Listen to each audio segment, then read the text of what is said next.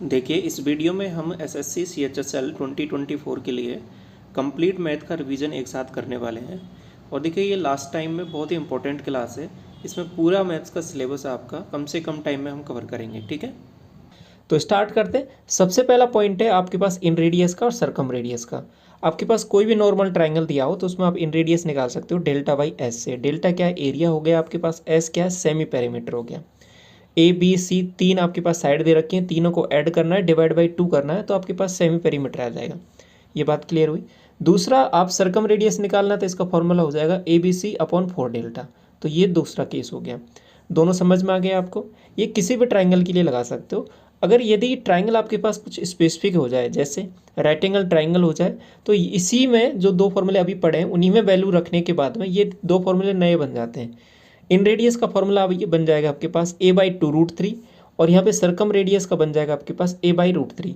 तो एक बात समझ में आ रही है? अभी क्वेश्चन आपके सीएचएसएल में पूछा गया था कि आपको इन रेडियस, ये वाली सरकम रेडियस की वैल्यू दे रखी थी, इन रेडियस की वैल्यू पूछ लिया आपसे। सरकम रेडियस की वैल्यू आपको 18 दे रखी थी, इन रेडियस की वैल्यू पूछिए तो कितनी हो जाएगी आप बताओगे? 9 हो जाएगी ना, जस्ट हाफ हो जाएगा। तो ये चीज़ यहाँ से देख भी पा रहे हो आप, ये सरकम रेडियस है, जस्ट डबल है किसका? इसका।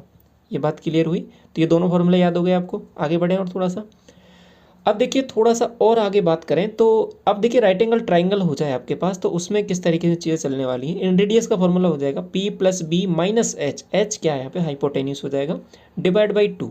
ये फॉर्मूला हो गया। ऐसे ही आपके पास राइट एंगल ट्राइंगल हो जाए, उसमें सरकम रेडियस निकालना रहे तो कुछ नहीं करना, आपको हाइपोटेन्यूस का जस्ट हाफ कर देना है। तो मतलब ये हाइपोटेन्यूस है ना, इसका डायमीटर हो जाता है। ये बात क्लियर हुई? और ये चीज़ जानते भी हो आप कि अर्धवृत्त में जो कोण बनता है आपके पास, एंगल बनता है, वो 90 डिग्री का होता है। जो एंगल बी है ना, ये आपके पास 90 डिग्री हो जाएगा। ये बात भी क्लियर है? तो ये दोनों पॉइंट आपको पता होनी चाहिए। तो इन रेडियस और सरकम रेडियस से रिलेटेड कंसेप्ट क्लियर हुआ आपका। आगे बढ़ें थोड़ा इसके बाद में। डोज नंबर सेकंड में देखिए, ये बहुत इंपॉर्टेंट है और पूछा जाता है एग्जाम में बार बार। आपको दिया हुआ है, देखो एंगल बी की वैल्यू और सी की वैल्यू आपको गिवन होती है। ये दो है ना लाइन आपके पास, इनकी खास बात क्या है? एक तो है आपके पास ए ई है, ए ई ये एंगल बाइसेक्टर है, और ए डी आपके पास इस पे क्या है? परपेंडिकुलर है। परपेंडिकुलर किस पे है? बी सी पर। तो दो चीज़ें हैं, A D perpendicular B C और ए ई एंगल बाइसेक्टर है। तो एंगल यहाँ पे ये बन रहा है, आप देख पा रहे हो कौन सा? D A E. इसकी वैल्यू आपसे पूछता है, क्या हो जाएगा? Angle B minus angle C divide by 2। ये आप सीधा निकाल लोगे। क्लियर? इसके बाद में देखिए ये वाला, ये अभी क्वेश्चन पूछा गया था आपसे CGL 2022 टीयर 1 एग्जामिनेशन में, अभी जो दिसंबर में हुआ था। क्वेश्चन सीधा था, आपके पास कोई भी पॉइंट अंदर दे रखा हो इसमें, और उस पॉइंट से तीनों साइड पर यदि परपेंडिकुलर में ड्रॉ करता हूँ तो उनकी लेंथ यदि H1 H2 H3 दे रखी हो, तो इस पूरे ट्राइंगल की यदि मैं कंप्लीट हाइट निकालूँ, ये H, ठीक है, तो इसका फॉर्मूला हो जाएगा H बराबर H1 plus H2 plus H3, मतलब तीनों को ऐड कर देना है। और H को आप जानते हो क्या होता है? H होता है आपके पास √3/2 और A। और यहाँ पे खास बात क्या है कि ये जो ट्राइंगल है ना आपके पास, कौन सा है आपके पास? ये इक्विलैटरल ट्राइंगल है। ये बात क्लियर हुई? तो इस तरीके से आप यहाँ पे ये हाइट निकाल सकते हो, साइड पूछे आप साइड निकाल सकते हो, पेरीमीटर निकाल सकते हो, एरिया निकाल सकते हो, कुछ भी निकाल सकते हो, आपको ये रिलेशन पता है तो। क्लियर? आगे बढ़ें इसके बाद में। ये तो आपका फेवरेट है ही एसएससी का। समझिए इसमें क्या है, आपको क्या देता है कि देखो ये इन सेंटर है, इन सेंटर पे बनने वाला एंगल पूछता है आपसे, तो ध्यान रखना यदि एंगल ए दे रखा है और इन सेंटर पे बनने वाला एंगल BIC पूछ ले, आपको डायरेक्ट ध्यान रखना 90 प्लस A/2। ये बात क्लियर हुई? यदि ये बाहर की तरफ बन रहा है, ठीक है, ये बाहर के एंगल का एंगल बाइसेक्टर है, तो ये वाली वैल्यू इतनी बदल जाती है, 90 माइनस P/2 हो जाएगी। यदि एंगल ये P है तो 90 माइनस P/2, यदि A है तो 90 माइनस A/2। तो ध्यान कैसे रखना, अंदर है प्लस A/2, बाहर है माइनस A/2। क्लियर? अब देखिए एक का तो मैंने क्या लिया, अंदर वाला एंगल बाइसेक्टर, एक का मैंने बाहर वाला लिया, तो यहाँ पे भी एक एंगल बन रहा है। ये कैसे निकालेंगे? ये बहुत आसान है। ये वाला एंगल जो दे रखा है इसका जस्ट हाफ कर देना है। तो NZO ये वाला एंगल आपसे पूछे तो ये वाले एंगल का जस्ट हाफ कर दो। ठीक है, ये 60 डिग्री दे रखा है तो ये कितना हो जाएगा? 30 डिग्री हो जाएगा। तो ऐसे निकाल लोगे तीनों केस। तीनों ही पूछे गए हैं आपके एग्जाम में, सबसे ज़्यादा ये वाला पूछा गया है। ठीक, आगे बढ़े। समझ में आ रहा है ना सभी आपको? डोज नंबर 5 देखिए, ये बहुत ज़्यादा पूछा जाता है आपसे। क्या मामला है इसमें? एक आपके पास क्वाड्रिलेटरल दे रखा है ABCD, और इसमें ये जो एंगल B और एंगल C के एंगल बाइसेक्टर हैं, यहाँ O पॉइंट पे मिल रहे हैं, ये आपसे O एंगल वाला ही पूछ लेता है। ठीक है, तो इसके बीच में एक रिलेशन होता है। क्या होता है देखिए समझिए, एंगल बी ओ सी, एंगल बी ओ सी मतलब ये वाला जो एंगल है ना, ये कितना होगा, ए और डी का ऐड करना डिवाइड बाई 2, मतलब 1/2 ए प्लस डी। ये आपसे पूछा जाता है एग्जाम में, एग्जाम में आपको दिया रहता है ए और डी की वैल्यू, आपसे ये वाला एंगल पूछ लेता है तो आप इजीली निकाल लोगे, ठीक है। ये रिलेशन आपको पता होना चाहिए। इसके बाद में आगे बढ़े, ये वाला देखिए डोज नंबर 6। अब इसमें देखिए आपको कौन कौन सी चीज़ें ध्यान रखनी है। दो आपके पास ये कॉर्ड है, ठीक है, ए बी हो गया, सी डी एंगल अंदर पी पॉइंट पे यहाँ पे इंटरसेक्ट कर रही है। आपको रिलेशन देता है, देखो ये वाली वैल्यू दे देगा आपको, ये वाली दे देगा, ये दे देगा, ये पूछ लेगा आपसे। तो डायरेक्ट ध्यान रखना है, पी पॉइंट से चलो आप हमेशा, P A into P B बराबर P C into P D, ये हो गया। ये बात क्लियर हुई। यदि अंदर है तो, यदि बाहर है तो भी कुछ नहीं करना, तो भी आसान है, हमेशा पी पॉइंट से स्टार्ट करो। P A into P B is equal to P C into P D, तो वही चीज़ यहाँ पे लिखी हुई है, सिंपल। ऐसे ही अगर ये देखो, एक तो हो जाए आपके पास इसकी छेदक रेखा, ठीक है। छेदक रेखा क्या होती है, 2 पॉइंट पे आपको इसको टच करती है सर्किल को, और ये टेंजेंट हो जाएगी, एक पॉइंट पे टच कर रही है, तो ये पी टी इसकी टेंजेंट है, ये इसकी छेदक रेखा हो गई। तो फिर कैसे करोगे, पी टी का स्क्वायर बराबर क्या हो जाएगा, P A into P B, ठीक है। हमेशा पी पॉइंट से स्टार्ट किया करो, कभी कन्फ्यूजन नहीं होगा। तो आपको कोई भी वैल्यू दे रखी होती है, 3 वैल्यू, और चौथी वैल्यू आपसे पूछ लेता है, तो आप इजीली निकाल लोगे यहाँ पे, ये रिलेशन आपको पता है तो। बहुत ज़्यादा पूछा जाता है एग्जाम में आपसे, ठीक है। आगे बढ़े, ये क्वेश्चन अभी पूछा गया आपसे हाल ही में, अभी जो लेटेस्ट एग्जाम आपके चल रहे हैं उन्हीं में। तो ये क्या है, इसमें ए बी सी डी एक क्वाड्रिलेटरल है जिसमें एक सर्किल बना हुआ है इसके अंतर्गत। तो आपसे रिलेशन पूछ लिया, क्या होगा इसमें, ए बी, हमेशा ध्यान रखना अगर ये टेंजेंट है ना इसकी, तो इसके बाहर बन रहा है, मतलब ये सर्किल के बाहर एक क्वाड्रिलेटरल है, तो ये सामने आमने सामने वाले भुजाओं को जोड़ दो, A B plus C D बराबर क्या हो जाएगा, B C plus A D. ये आपको पता है, इजीली निकाल लोगे, आपको 3 साइड गिवन होती हैं और चौथी पूछ लेता है आपसे, ठीक है। इजीली निकाल लोगे, आपको ये रिलेशन पता रहना चाहिए, आसान सा रिलेशन है, याद भी हो गया आपको, समझ में आ रहा है। आगे बढ़े, इसके बाद में देखिए ये डोज नंबर 8 डायरेक्ट रिलेशन याद रखिए। इसमें अच्छा क्वेश्चन कैसे बनेगा, देखो आपके पास ये ए बी सी एक ट्राइंगल है जिसमें क्या दे रखा है कि 2 तरीके से पूछ लेता है क्वेश्चन। एक तो आपको सर्किल दे देगा तो उसमें ये बन जाएगा, अगर सर्किल नहीं दिया तो फिर आपको बोल देगा ट्राइंगल दे रखा है, ट्राइंगल में पी और आर पॉइंट इस तरीके से हैं कि आपके पास पी क्यू बराबर बी क्यू और क्यू आर बराबर क्यू सी, ये रिलेशन दे देगा। फिर आप इसका डेरिवेशन कर लोगे, आसान सा डेरिवेशन है। तो ये डेरिवेशन ये कंप्लीट है ना, कंप्लीट जब इसकी मैराथन ली थी आप 6 घंटे की कंप्लीट मैराथन है इन्हीं सेम डोज की सभी का। तो जितने भी ये डोज हैं इन सभी का कंप्लीट ड्राइव कर करके एक एक डोज को मैंने बता रखा है। थोड़ा बहुत भी अगर कोई डाउट रह जाता है ना किसी भी पॉइंट में आपको, तो वो कंप्लीट आप 6 घंटे की मैराथन में उस पर्टिकुलर डोज पे जाके वो चेक कर सकते हो, ठीक है। तो आपका वो डाउट वहाँ पे क्लियर हो जाएगा, तो इसमें कोई प्रॉब्लम नहीं रहेगा। अभी हम क्या है कि जितना कम से कम टाइम में इस कंप्लीट जो भी है मैथ्स का जो भी सिलेबस है उसको रिवाइज कर रहे हैं, ठीक है। तो अगर किसी भी पॉइंट में डाउट है तो वहाँ पे आप जाके वो पर्टिकुलर डोज पे जाके उसको सर्च करके देख सकते हो, ठीक है। वो डाउट आपको वहाँ पे क्लियर हो जाएगा। तो इसमें डायरेक्ट रिलेशन क्या ध्यान रखना है आपको, केस आपको समझ में आ गया। दूसरा, ऐसे भी आपको सर्किल बना के दे देता है, तो इसमें ये रेडियस आपको ये रिलेशन तो यहाँ पे बराबर कर दिया था, इस बार बराबर का रिलेशन देगा नहीं, इस बार रेडियस दे रखे हैं तो ये अपने आप बराबर हो जाएंगी। तो आपको ध्यान ये रखना है कि ये एक एंगल बन रहा है, ये एक एंगल बन रहा है, ऐसे यहाँ पे ये एक एंगल बन रहा है, ये एक एंगल बन रहा है, इनके बीच में एक रिलेशन होता है। क्या होता है कि ये अंदर वाला एंगल थीटा ये हो जाएगा आपके पास 180 माइनस 2 अल्फा, ठीक है। ये वाला देखो पी क्यू आर कितना हो जाएगा 180 माइनस 2 टाइम्स ये ए वाला एंगल। बात समझ में आ रही है। ए वाला एंगल आपको जैसे 75 दे रखा है तो पी क्यू आर पूछा है तो आप बता दोगे कितना हो, 75 को जस्ट डबल करो 130 180 में माइनस कर दो 50 डिग्री, 50 डिग्री आंसर हो जाएगा। अभी पूछा गया, सीजीएल में भी पूछा गया, आपसे मेंस में भी पूछा गया, कई बार पूछा गया है क्वेश्चन, ठीक है। इसके बाद में ये वाला देखिए, इसमें क्या ध्यान रखना है आपको, देखो ये आपके पास एक साइक्लिक क्वाड्रिलेटरल है, एक सर्किल के अंदर बन रहा है, तो इसके डायगोनल यहाँ पे मिला दिए हमने, मिला दिए, कोई दिक्कत नहीं है। डायगोनल मिलाने के बाद में एक और रिलेशन आ गया इसमें कि इसके डायगोनल यहाँ पे इंटरसेक्ट कर रहे हैं, कैसे, ये बी डी को ए सी जो डायगोनल है इसको इसने बी डी डायगोनल को बराबर भागों में काट दिया यहाँ पे, ठीक है, बराबर भागों में काट दिया। तो फिर एक रिलेशन हो जाता है, वो ध्यान रखना है आपको, कौन सा, कि देखो ये जो बराबर है ना उसके साइड की दोनों साइड ले लो, देखो ये वाला, ठीक है, ऐसे रिलेशन याद रख लो, कोई कन्फ्यूजन नहीं हो कभी भी, इधर ये दोनों ले लो, तो क्या हो जाएगा A B into B C, तो वही लिखा हुआ है A B into B C बराबर A D into C D, तो A D into C D ये वाला ध्यान रख लेना, ठीक है। तो आपको 2 साइड 3 साइड गिवन होती है, चौथी पूछ लेता है तो आप इजीली निकाल लोगे, ठीक है। ये डायरेक्ट रिलेशन है, आपको याद रखनी है ये। इसके बाद में आपको एक राइट एंगल ट्राइंगल दे रखा है। राइट एंगल ट्राइंगल में भी जो आपका 90 डिग्री एंगल है उससे सामने वाली भुजा मतलब हाइपोटेन्यूज पे दोबारा परपेंडिकुलर डाला गया है, तो फिर एक कुछ रिलेशन आ जाते हैं, 4 रिलेशन है वो ध्यान रखने हैं आपको। कौन सा, यदि देखो ये बी डी परपेंडिकुलर डाल दिया हाइपोटेन्यूज पे, क्या हो जाएगा बी डी स्क्वायर बराबर A D into C D, A D into C D पहला। दूसरा क्या हो जाएगा B D into A C बराबर A B into B C, ये वाला हो जाएगा। तीसरा ए डी आपको निकालना है, मतलब ये वाला साइड निकालना है, तो क्या हो जाएगा ए बी स्क्वायर अपॉन ए सी, और ये सी डी आपको निकालना है तो आपको क्या हो जाएगा बी सी स्क्वायर अपॉन ए सी, कंप्लीट ए सी, ठीक है। तो ये चारों रिलेशन आपको ध्यान रख लेना है, बहुत आसान सी सवाल है, ठीक है।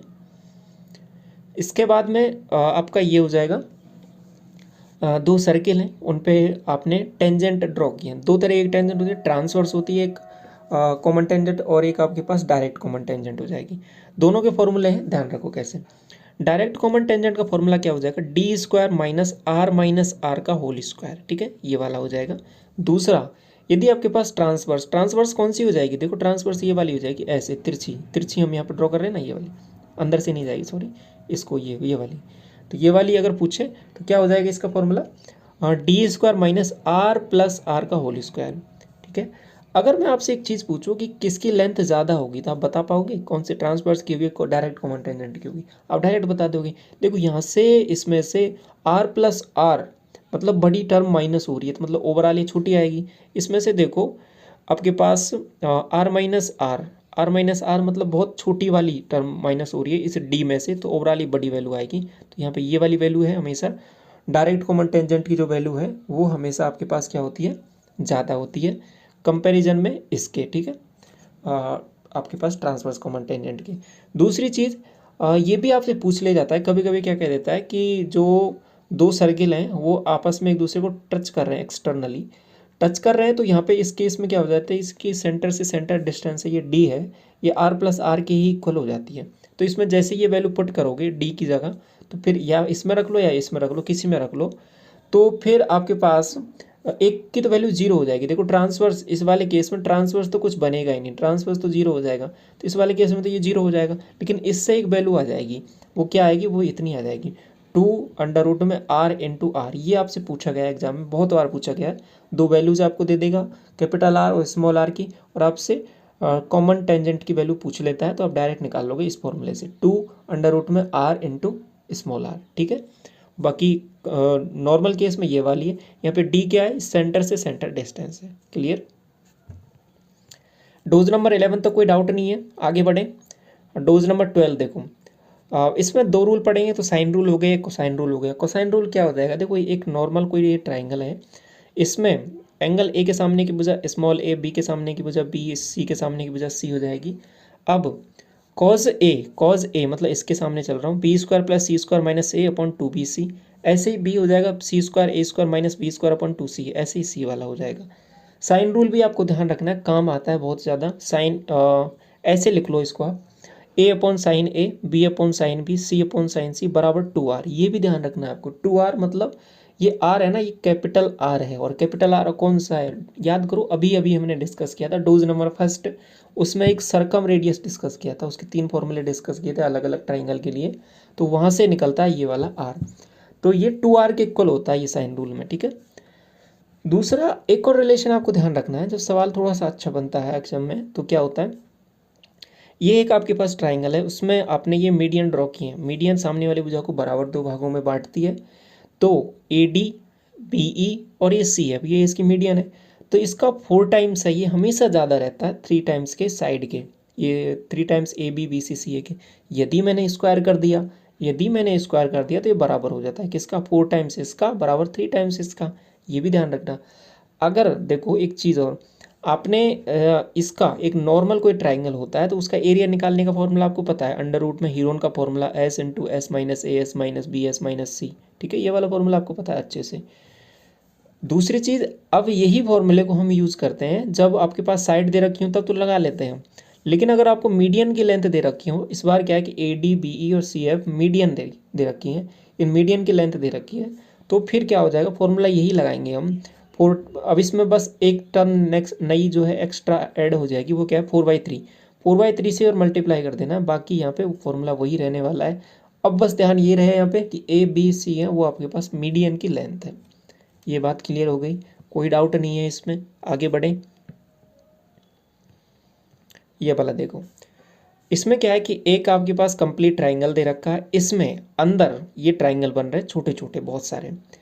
अब इसमें आपसे कौन सा ट्राइंगल पूछ रहे हैं, देखो ये ध्यान रखना, ये छोटा वाला ट्राइंगल बन रहा है, देखो ये वाला, ऐसे ही आपके पास एक ये वाला बन रहा है, ठीक है, ऐसे आपके पास ये वाला ट्राइंगल बन रहा है, कौन सा, ओ एफ ई, ये वाला ट्राइंगल।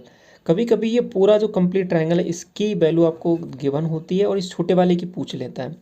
ये जो डी ई एफ है ना, मीडियन के पॉइंट है, ठीक है। तो आपको डायरेक्ट ध्यान रखना है कि 1/12 होती है इसकी वैल्यू, क्या होती है, 1/12 होती है, किसके, पूरे ट्राइंगल के। पूरे ट्राइंगल का एरिया यदि आपको 36 दे रखा है तो इसका 1/12 कर देना है, तो इसका छोटे वाले का ट्राइंगल इस वाले की वैल्यू कितनी आ जाएगी आपके पास, 12 3 36, 3 आ जाएगी। बात क्लियर हुई है आपको, आगे बढ़े। ये आपसे एग्जाम में सीधा पूछा गया है। इसके बाद में देखिए, ये आपके पास एक ये ट्राइंगल है, ट्राइंगल के बाहर इसको थोड़ा आगे बढ़ाया गया है, इस साइड को भी आगे बढ़ाया गया है। बढ़ाने के बाद में पी पॉइंट और क्यू पॉइंट पर टच करते हैं, तो इसको मैं ऐसे भी बोल सकता हूँ क्या, बी से बी एम और बी पी ये दो टेंजेंट ड्रॉ की गई है, ऐसे सी से सी एम और सी क्यू दो टेंजेंट ड्रॉ की गई हैं। तो ओवरऑल ऐसे भी बोल सकता हूँ ए पी और ए क्यू इसकी टेंजेंट है, ठीक है, ए पी और ए क्यू। तो ध्यान रखना है इसमें कि ए पी बराबर ए क्यू ये तो होता है, ये आप जानते हो, क्यों, क्योंकि टेंजेंट की लेंथ बराबर होती है। लेकिन ये किसके बराबर होती हैं, 1/2 perimeter of A B C, ये और ध्यान रख लेना है। यदि आपको पेरीमीटर दे रखा है इस कंप्लीट ट्राइंगल का, तो इसकी ए पी और ए क्यू इसकी वैल्यू भी आप निकाल सकते हो, या फिर ए पी और ए क्यू की वैल्यू आपको दे रखी है तो इसका पेरीमीटर आप बता सकते हो इस कंप्लीट ट्राइंगल का, क्या हो जाएगा, ए पी ए क्यू का जस्ट 2 टाइम्स कर देना है, ठीक है। तो यहाँ से ये रिलेशन आपको ध्यान रख लेना है, इंपॉर्टेंट है। ऐसे ही अभी एक ट्राइंगल अभी हमने डिस्कस किया था, एक और दूसरा और देख लो दोबारा वही। इसका एरिया तो हमने अभी देख लिया था, बाकी एक और रिलेशन देखो, ए जी और जियो। ए जी आपके पास ये रहा और जियो आपके पास ये रहा। देखो आपने एक चीज़ पढ़ रखी है कि आपके पास यहाँ पे सामने मैंने मीडियन ड्रॉ की है, मीडियन पे ये जो पॉइंट होता है ये सेंट्रॉइड होता है। सेंट्रॉइड में जो इस मीडियन को किस रेशो में काटता है, 2:1 में काटता है, ठीक है, ये बात तो आपको पता है। ओ इसका सेंट्रॉइड ही है, ओ इसका सेंट्रॉइड है, तो इस कंप्लीट ए ओ, ठीक है, और ये ओ डी, इसको किस रेशो में काटेगा, 2:1 में काटेगा, 2:1 में काटेगा, ठीक है। तो यहाँ इसको मैं ऐसे बोल सकता हूँ कि 4:2 में काटेगा, ये बात भी बोल सकता हूँ, क्यों नहीं बोल सकता, जस्ट डबल डबल तो किया है, 4:2 में काटेगा, 4:2 में काटेगा। तो इस कंप्लीट की वैल्यू 4 है, इसकी वैल्यू 2 है, ये बात समझ में आ गई। तो हमेशा ध्यान रखना, अगर ये कंप्लीट 4 है ना, तो ये 3 यूनिट होता है, ये 1 यूनिट होता है और ये 2 यूनिट होता है, ऐसे ध्यान रख लो, ये काम आएगा बहुत आपके। ये 3 यूनिट होता है, ये 1 यूनिट होता है, ये 2 यूनिट होता है। अब देखो सभी रूल सेटिस्फाई हो रहे हैं, इसमें ये वाला कंप्लीट 4 यूनिट हो गया, ये आपके पास 2 यूनिट हो गया, तो 4:2 मतलब 2:1, ये बिल्कुल सही हो गया। दूसरी चीज़ आपको पता लग गई है यहाँ पे कि ये आपका ये 3 यूनिट होता है, ये ए जी आपसे पूछ ले, आपको कंप्लीट ए डी दे दे, ठीक है, कंप्लीट ए डी दे दे, आपसे ए जी पूछे तो आप ए जी बता दोगे, बिल्कुल बता देंगे, जियो पूछे जियो बता दोगे, हाँ बिल्कुल बता देंगे, 1 यूनिट होगा ये। तो ये रिलेशन आपको ध्यान रख लेना है, ठीक है। इसके बाद में थोड़ा सा आगे बढ़ें पॉलीगन के बारे में। तो पॉलीगन के बारे में आपसे एग्जाम में पूछा ये जाता है कि आपको पॉलीगन का एक एंगल दे देता है, जैसे कि इंटीरियर एंगल दे दिया आपसे, और उसके साइड पूछ लेगा कि कितने साइड का वो पॉलीगन है। तो कैसे निकालोगे, देखो इंटीरियर एंगल का टोटल आपको पता होना चाहिए कितना होता है, कितना होता है, n-2 इंटू 180 डिग्री, ये होता है आपके पास सभी अंत्य कोणों का योग। एक्सटीरियर एंगल का टोटल क्या होता है, 360 डिग्री। और डायगोनल कोई n साइड का आपके पास पॉलीगन है, बहुभुज है, तो उसके डायगोनल्स की संख्या होती है n into n-3 divide by 2।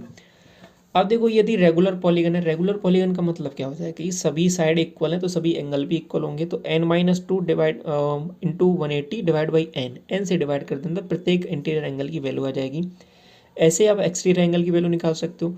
Complete 360 होता है तो n से मैं डिवाइड कर दूंगा तो एक एक्सटीरियर एंगल की वैल्यू आ जाएगी, बिल्कुल आ जाएगी। साथ में इंटीरियर एंगल और एक्सटीरियर एंगल का दोनों का टोटल है वो 180 डिग्री होता है, ये भी आपको पता है। तो यहाँ से सभी चीज़ें आप निकाल सकते हो आसानी से, कोई दिक्कत नहीं आने वाला आपको। साथ में ये भी याद रखिए आप डोज नंबर 17, इससे एग्जाम में आपसे कई बार सीधा ही क्वेश्चन पूछ लिया है। कैसे? ये वाली वैल्यू और ये वाली वैल्यू AC², इसका रेशो पूछ लेता है। AC को इसके नीचे लिख देता है AC², तो रेशो पूछ लेगा तो इस 4 को इधर लेके आ जाओ तो 5/4 आंसर आ जाता है इसका। ठीक है, डायरेक्ट ऐसे पूछ लेता है आपसे एग्जाम में। खास बात क्या है, ये एक ट्राइंगल है, राइट एंगल ट्राइंगल है, इसमें ये आपके पास मीडियन है, ये इसकी मीडियन है, तो इसको बराबर बराबर भागों में काटेगा। तो यहाँ से ये याद रख लेना है कि 4 टाइम्स AD² मतलब मीडियनों का स्क्वायर CE² बराबर 5 टाइम्स AC का स्क्वायर।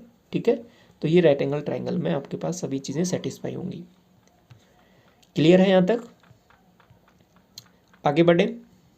ये वाला देखो, इसमें क्या मामला है। देखो, ये मैंने इसलिए लिया है क्योंकि इसमें ऐसे क्वेश्चन को करने का एक स्टैंडर्ड तरीका है, और ये एग्जाम में आपके जब प्रीवियस ईयर आप क्वेश्चन देखोगे तो बहुत बार पूछा गया है और एग्जाम में पूछा ही जाता है ये हर बार।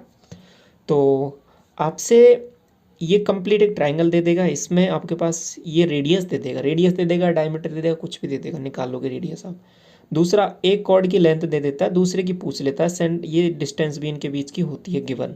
तो जैसे ही आपको करना कैसे रहता है, देखो जैसे ये कंप्लीट दे रखा 24, तो आप ये वाली निकाल लोगे, ये 12 हो जाएगा, ये 12 हो जाएगा। इस सवाल को आपको ट्रिपलेट से सॉल्व करना रहता है। यदि ये 12 है, ये 15 है, तो ये आप बता दोगे कितना होगा? आप बिल्कुल बता देंगे, ये 9 हो जाएगा। क्यों? कि 9, 12, 15 का ट्रिपलेट होता है।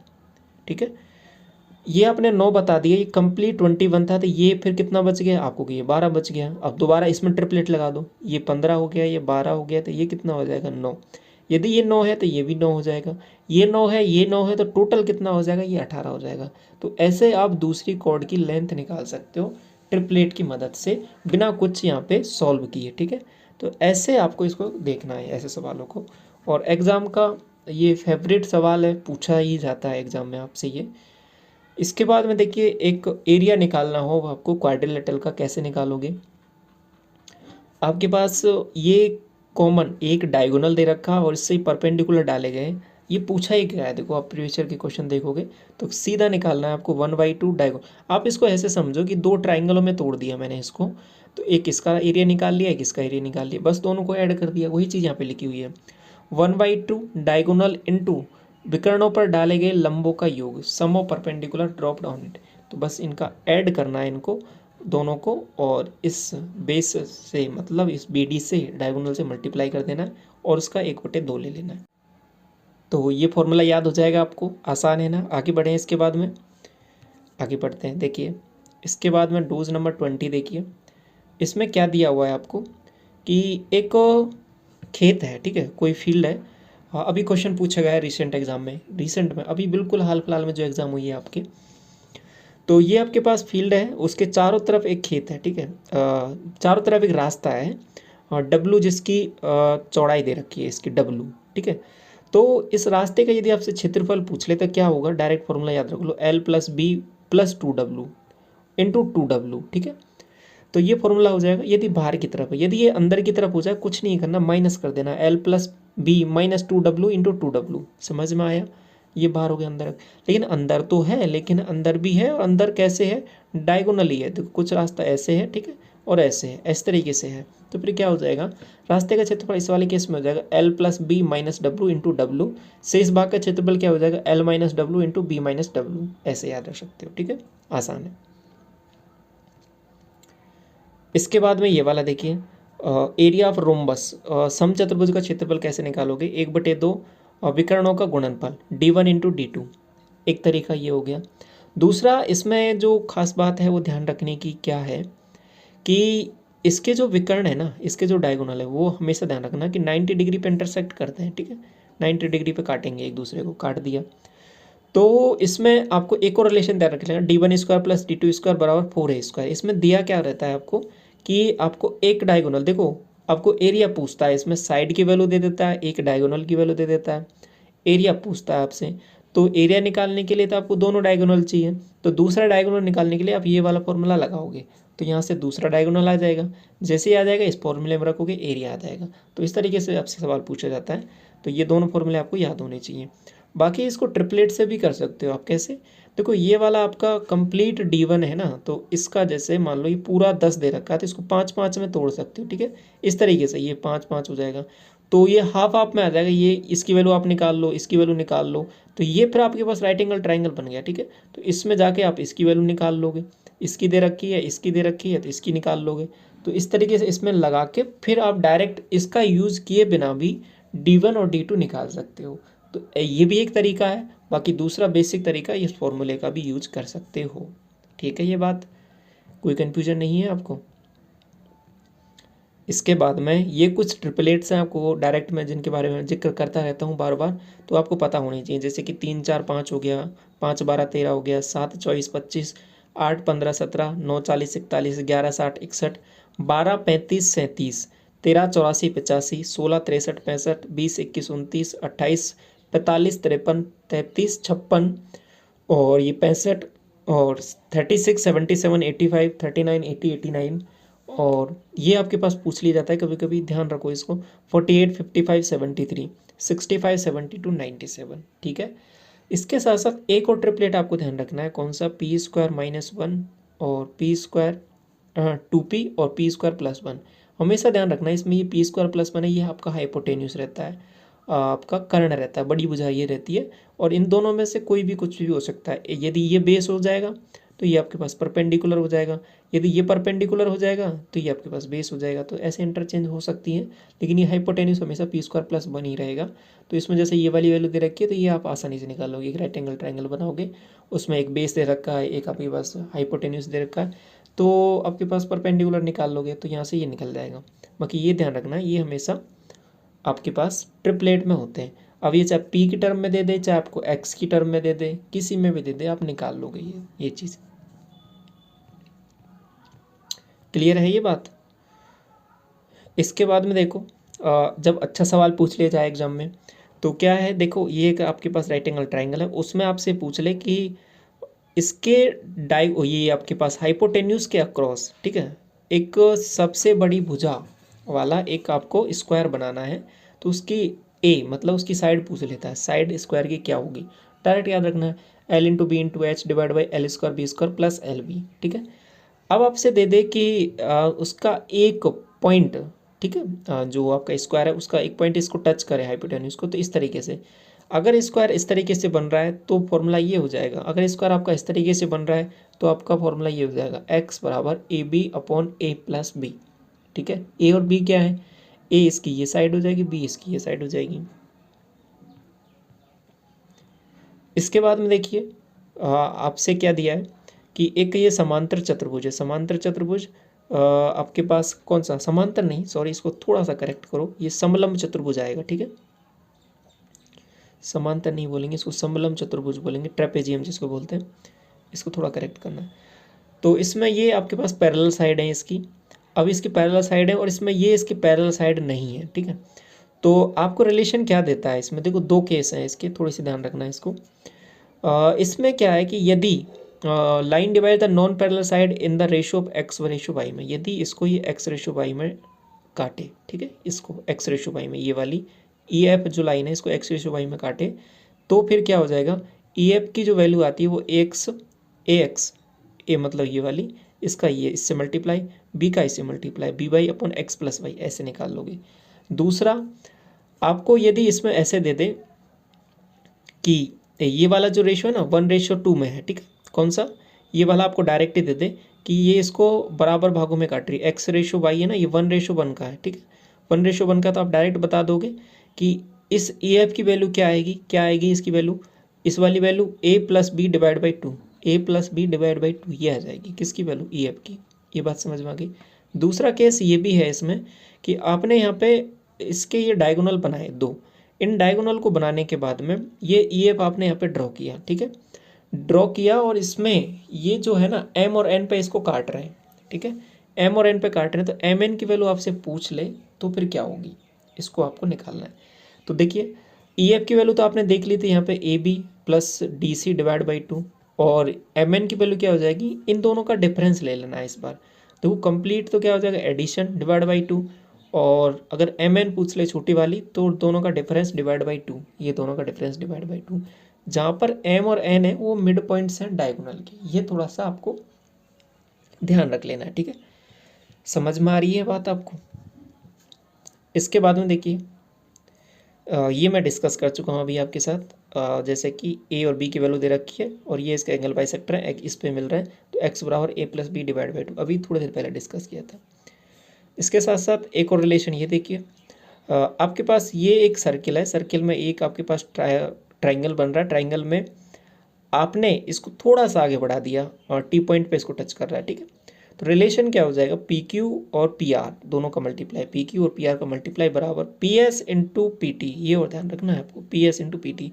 इसके साथ साथ एक रिलेशन आपको पहले से ही पता है कि यदि इसका ये एंगल बाइसेक्टर है तो इसको इसी रेशो में काटता है, इन साइडों के रेशो में ही काटता है इसको। क्यू एस और क्यू आर एस आर का रेशो, क्यू एस और एस आर का रेशो क्या होता है, पी क्यू का और पी आर का रेशो होता है, ये आपको पहले ही पता है। ये और रिलेशन आपको ध्यान रख लेना है, ठीक है। ये तब है जब आपके पास एग्जाम में थोड़ा अच्छा क्वेश्चन बनेगा तो भी आप इजीली बना लोगे। इसके साथ साथ ये वाला देखिए, इसमें क्या है कि आपके पास एक सर्किल दे रखा है, इसमें आपको ये वाला एंगल दे रखा है, सेंटर पे बनने वाला है, इसका सेंटर पे बनने वाला है, तो इससे आप यहाँ वाला एंगल निकाल लोगे क्या, बिल्कुल निकाल लेंगे, थीटा। आपसे ये वाला एंगल पूछता है, तो ये वाला पूछता है तो कोई दिक्कत नहीं है। अब देखो ये वाला एक साइक्लिक क्वाड्रिलेटरल बन रहा है, साइक्लिक क्वाड्रिलेटरल है तो इस वाले एंगल का और इस वाले एंगल का टोटल 180 डिग्री होगा। यदि ये आपके पास 50 डिग्री आ रहा है तो ये आपका कितना आ जाएगा, 180 माइनस 50, 180 माइनस 50, 180 माइनस थीटा, तो वही चीज़ लिखी हुई है, ठीक है। तो ऐसे आप निकाल लोगे। कैसे निकालेंगे, मतलब यहाँ से आप पहले यहाँ गए, क्योंकि सरकमफ्रेंस पे बनने वाला एंगल सेंटर पे बनने वाले एंगल का जस्ट हाफ होता है, तो पहले यहाँ पे आ गए, यहाँ पे आने के बाद में फिर यहाँ पे आ गए। तो इस तरीके से 2 स्टेप में आपको ये बनाना है, तो ये आप इजीली इसको सॉल्व कर पाओगे, ठीक है। पीडीएफ इसका टेलीग्राम चैनल पे मिल जाएगा, तो इसके लिए परेशान नहीं होना है।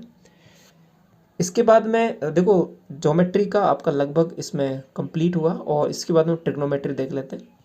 ट्रिग्नोमेट्री में देखो फॉर्मूले क्या क्या है, साइन 2a के फॉर्मूले याद रख लें, साइन 2a कॉस 2a, सबको मैंने कंबाइन करके एक साथ लिख दिया अरेंज करके, जिससे सिस्टमेटिक वे से आपको याद करना थोड़ा आसान रहेगा, और जो इंपॉर्टेंट है एग्जाम के लिए।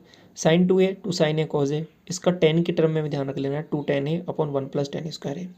कॉज वाला फॉर्मूला थोड़ा इंपॉर्टेंट है, जो एग्जाम में पूछा जाता है आपसे बहुत ज़्यादा, ये है ना, ये वाले सभी फॉर्मूले कॉज के, ये बहुत ज़्यादा इंपॉर्टेंट है, इनको थोड़ा सा गौर से करो। Cause square minus sine square, ये भी ध्यान रखना है आपको। 2 cause square minus a, 1 minus 2 sine square a। यदि ये पता है तो इससे बाकी दोनों निकल जाएंगे, निकाल सकते हो, कोई दिक्कत नहीं है वैल्यू पुट करके, लेकिन आपको सभी याद रख लेने हैं डायरेक्ट ही एज इट इज़। तो इसके बाद में tan 2a बराबर क्या हो जाएगा, देखो कॉज की टर्म में आप ये याद रख लिया, tan 2a बराबर 2 tan a 1 minus tan square a। तो ये वाला फॉर्मूला भी याद रख लेना, ये वाला भी याद रख लेना, ठीक है। इसको वैसे भी याद रख सकते हो, ये दोनों फॉर्मूले हैं ना, ये तीनों फॉर्मूले, इनको कैसे, ट्रिपलेट से आपने कैसे याद रख लिया, 2 tan a का हो जाएगा, एक 1 माइनस tan स्क्वायर a का ट्रिपलेट हो जाएगा, और एक 1 प्लस tan स्क्वायर a। अभी पढ़ के आए हो आप, ठीक है, भूलो नहीं इतनी जल्दी। आपने अभी पढ़ा था ना 2p 1 minus P square 1 plus P square, तो वही सेम चीज़ चल रही है यहाँ पे, तो ये ऐसे याद रख सकते हो इसको ट्रिपलेट से भी। साइन 3 है 3 साइन ए माइनस 4 साइन क्यूब है, कॉस 3 है 4 कॉस क्यूब है माइनस 3 कॉस ए, टेन 3 है 3 टेन ए माइनस टेन क्यूब ए 1 माइनस 3 टेन स्क्वायर ए। समझ में आ रहा है। अब ये 2 फॉर्मूले तो आपको रटने ही हैं, याद करने ही हैं, समझने ही हैं, बहुत ज़्यादा इंपॉर्टेंट है, एग्जाम में बहुत यूज़ होते हैं ये दोनों फॉर्मूले। साइन की पावर 4 थीटा 1 प्लस कॉस की पावर 4 थीटा क्या होता है, 1 minus 2 sign square theta cos square theta. जब पावर 6 हो जाए तो यहाँ पे 3 आ जाता है, बस ये ध्यान रखना है, 1 minus 3 sign square theta cos square theta. 4 आए तो यहाँ पे 2 आ जाता है, 6 आए तो यहाँ पे 3 आ जाता है, बस ये थोड़ा सा ध्यान रखना है। ये आप डायरेक्ट याद रख लो तो अच्छी बात है, नहीं रखो तो भी आसानी से निकल जाएगा, इसके लिए परेशान भी नहीं होना है। आपके अभी CGL 2022 टीयर 1 एग्जामिनेशन में 2 तारीख की शिफ्ट 4 में, ठीक है, ये क्वेश्चन डायरेक्ट ही पूछ लिया था आपसे। देखो ये वाला, इसकी वैल्यू आपको दे रखी थी, ठीक है, इसकी वैल्यू 5 दे रखी थी, इसका इस वाले का, और इसकी वैल्यू आपसे पूछ लेती तो क्या होगी, ये दोनों बराबर ही होते हैं, तो आप डायरेक्ट 5 बता दोगे, सॉल्व भी नहीं करना था इसको, ठीक है। तो बाकी सॉल्व करना चाहो कर सकते हो, बहुत आसानी से भी हो जाएगा। ठीक है, कुछ नहीं करना, इसका तो एलसीएम लेना था, यहाँ पे ये सॉल्व हो जाएगा, ये आ जाएगा। बाकी डायरेक्ट भी याद रख लो, बहुत अच्छी बात है। इसमें भी आपको इसको सॉल्व कैसे करोगे, इसको आप कन्वर्ट कर लो, इस 1 + cos थीटा से मल्टीप्लाई कर लो, या फिर इसको लिख लो आप साइन थीटा से ऊपर नीचे मल्टीप्लाई कर लो। ठीक है, इसको साइन थीटा से ऊपर नीचे मल्टीप्लाई कर लो तो भी सॉल्व हो जाएगा ये। ठीक है, समझ में आ रहा है आपको ये सब चीज़ें? क्लास कैसी लग रही है कमेंट सेक्शन में ज़रूर बताना आप। इसके बाद में ये वाला देखो, ट्रिग्नोमेट्री में आगे फॉर्मूले, जैसे ये टेन थीटा वाले कॉस थीटा वाले फॉर्मूले तो आपको पता है, sine theta upon cos theta, tan theta बराबर हो जाएगा कॉट थीटा बराबर क्या हो जाएगा, cos theta upon sine theta. इसके साथ साथ कुछ जो चीज़ अलग सी है ध्यान रखनी है, ये फॉर्मूला आपको पता है क्या, 1 + tan² बराबर sec² ऐसे ही एक और फॉर्मूला होता है 1 + cot² बराबर cosec²। आपको कि हाँ ये तुम्हें पता है तो इसमें एक और चीज़ और ऐड कर लो, क्या देखो, इसमें क्या किया हमने, ये sec² को और tan² को इधर लेके आया मैं, तो क्या बन जाएगा देखो, ये sec² माइनस tan² बराबर 1। इसको a + b a - b से ओपन किया तो ये बन गया sec theta plus tan theta और sec theta minus tan theta. तो दोनों का मल्टीप्लाई 1 आ रहा है, तो ऐसा कह सकता हूँ क्या, ये दोनों एक दूसरे के रेसिप्रोकल हैं। कौन सी, एक प्लस वाली टर्म और एक माइनस वाली टर्म। आपको कि हाँ बोल सकते हैं तो यही पे आपका एग्जामिनर जो है क्वेश्चन बनाता है, और अच्छे क्वेश्चन बनाता है। कैसे, आपसे इसकी वैल्यू दे देता है, इसकी वैल्यू पूछ लेता है, कभी कभी इसकी वैल्यू दे देता है और किसी ट्रिग्नोमेट्री फंक्शन की वैल्यू पूछ लेता है एग्जाम में। देखो ये बहुत बार पूछा गया है आपसे, जैसे ये sec theta plus tan theta बराबर 2 ये वैल्यू दे रखी है, और साइन थीटा की वैल्यू पूछ ली, तो आप होगी इसको हम कैसे करेंगे, इसको देखो यही तरीका है इसको करने का। ये वैल्यू आपको दे रखी है, आपसे मैं ये पूछूँ कि माइनस वाली टर्म क्या होगी, तो आप सीधा बता सकते हो sec theta minus tan theta की वैल्यू क्या हो जाएगी, 1/2, क्योंकि ये इसका रेसिप्रोकल था। यदि ये 2 है तो ये 1/2 हो जाएगा, 1/2 आ गया। यदि 1/2 होता तो ये कितना हो जाता, 2 हो जाता। तो ये निकाल लिया, इन दोनों को ऐड किया, तो 2 cosec थीटा 2 sec थीटा बराबर ये आ गई वैल्यू आपके पास। ठीक है, फिर यहाँ से cos थीटा की वैल्यू निकाल ली, cos थीटा की वैल्यू निकाल ली, तो अब कुछ नहीं है, अब तो एक किसी ट्रिग्नोमेट्रिक फंक्शन की वैल्यू आपको पता लग जाए, फिर तो आप एक ट्राइंगल बनाओगे, ट्राइंगल वन वैल्यूज़ को यहाँ पे लिखोगे, फिर किसी भी ट्रिग्नोमेट्रिक फंक्शन की वैल्यू आपसे पूछ ले आप इजीली बता दोगे। तो वही चीज़ यहाँ पे करनी है। cos थीटा की वैल्यू आपको जैसे ही पता लगी, cos थीटा की वैल्यू ये 4 है, ये 5 है, तो ये आप बता दोगे 3 है, तो फिर आपसे कुछ भी पूछे एग्जाम में क्या दिक्कत है, सब बता देंगे। ऐसे ही आपको ये और ध्यान रखना है, 1 + cot² बराबर cosec², तो इसको इधर लेके गए, cosec² माइनस cot² बराबर 1, तो a + b - b से इसको ओपन किया, तो वही सेम चीज़ यहाँ पे बन गई इसके लिए भी। तो ये भी आपको डायरेक्ट ध्यान रख लेना है, ये डायरेक्ट फॉर्मूले हैं, डायरेक्ट रिवाइज करने। साइन a + b वाला क्या हो जाएगा, और sine a cos b, cos a sine b, ऐसे ही माइनस के लिए हो जाएगा sine a cos b minus cos a sine b, cos a + b का cos a cos b minus sine a sine b, cos a - b बराबर cos a cos b plus sine a sine b। ठीक है, ten के लिए भी ये formula याद रख लेना आपको direct, tan a + tan b upon 1 minus tan a tan b, tan a - b बराबर tan a - tan b upon 1 + tan a tan b।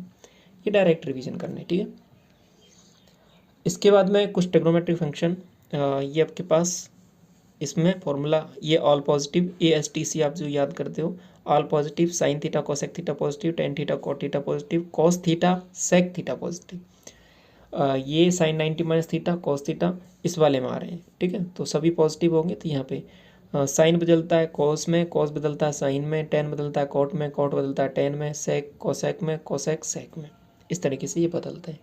ये बात समझ में आ रही है। और माइनस में आपके पास इस फोर्थ में चले जाएंगे, तो केवल सेक थीटा और कॉस थीटा पॉजिटिव रहेंगे, जैसे कि यहाँ पे देख पा रहे हो, बाकी सभी नेगेटिव हो जाएंगे। इसके बाद में आगे बढ़े थोड़ा सा, ये वाला सवाल आप कर लोगे अभी। देखो ये अगर बराबर दे रखे हैं, तो अभी हम पढ़ के आए हैं थोड़ी देर पहले कि सेक थीटा कोसेक थीटा तभी बराबर होते हैं जब दोनों का टोटल कितना होता है 90 डिग्री। तो दोनों को 90 डिग्री के इक्वल कर दो, तो आपके पास इन दोनों को ऐड किया मैंने, तो ये 15 से 15 चला जाएगा, और ये 3 अल्फ़ा बराबर 90 डिग्री, तो अल्फ़ा की वैल्यू 30 डिग्री हो जाएगी। ठीक है, 30 डिग्री आ जाएगी, तो इसमें वैल्यू पुट कर दो 30 डिग्री की, तो इसमें वैल्यू पुट की कॉज अल्फ़ा क्या हो जाएगा 1/2, 1/2 होगा या √3/2 होगा, बताओ आप बताओ, √3/2 हो जाएगा। ये वैल्यू क्या हो जाएगी, ये 60 डिग्री हो जाएगा, तो ये भी √3/2 हो जाएगा। ये आपके पास 1045 ये 1 हो जाएगा। ठीक है, तो ये आपके पास ओवरऑल आंसर क्या आ जाएगा, √3 + 1, ऑप्शन नंबर डी करेक्ट हो जाएगा। ठीक है, इस तरीके से आप इजीली निकाल सकते हैं। ऐसे यहाँ पे कर सकते हो। देखो जहाँ पे दो एंगल का सम 90 हो जाए तो वो 1 हो जाएगा। देखो ये 10 और 35, इसको इसके साथ मर्ज करो, इसको इसके साथ मर्ज करो, टेन थीटा, टेन बदल जाता है कॉट में, किसी को बदल लो, इसको बदल लो, इसमें बदल लो, ये 1 हो जाएगा, ये इसका 1 हो जाएगा, इन दोनों को मिला के ये 1 हो जाएगा। तो सबका मल्टीप्लाई 1 1 1 हो जाएगा, तो 1 आंसर आ जाएगा इसका, ऑप्शन नंबर बी। इसके बाद में ये वाला देख लो, a cos theta minus b sine theta बराबर एक्स दे रखा है।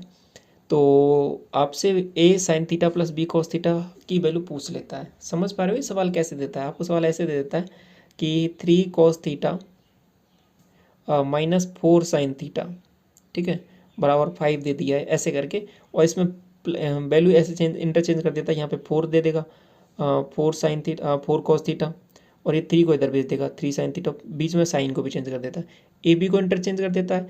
या समझने की बात क्या है कि देखो यहाँ पे जो ए है वो कॉस के साथ लगा हुआ है, यहाँ इस बार ए है वो साइन के साथ लगा आ जाएगा। तो ए और बी को इंटरचेंज कर देता है, साइन थीटा कॉस थीटा को इंटरचेंज कर देता है, और प्लस बीच में आ जाता है। तो इस तरीके का जो रिलेशन हो, तो डायरेक्ट ध्यान रखो कि एक्स बराबर a square plus b square minus c square होता है।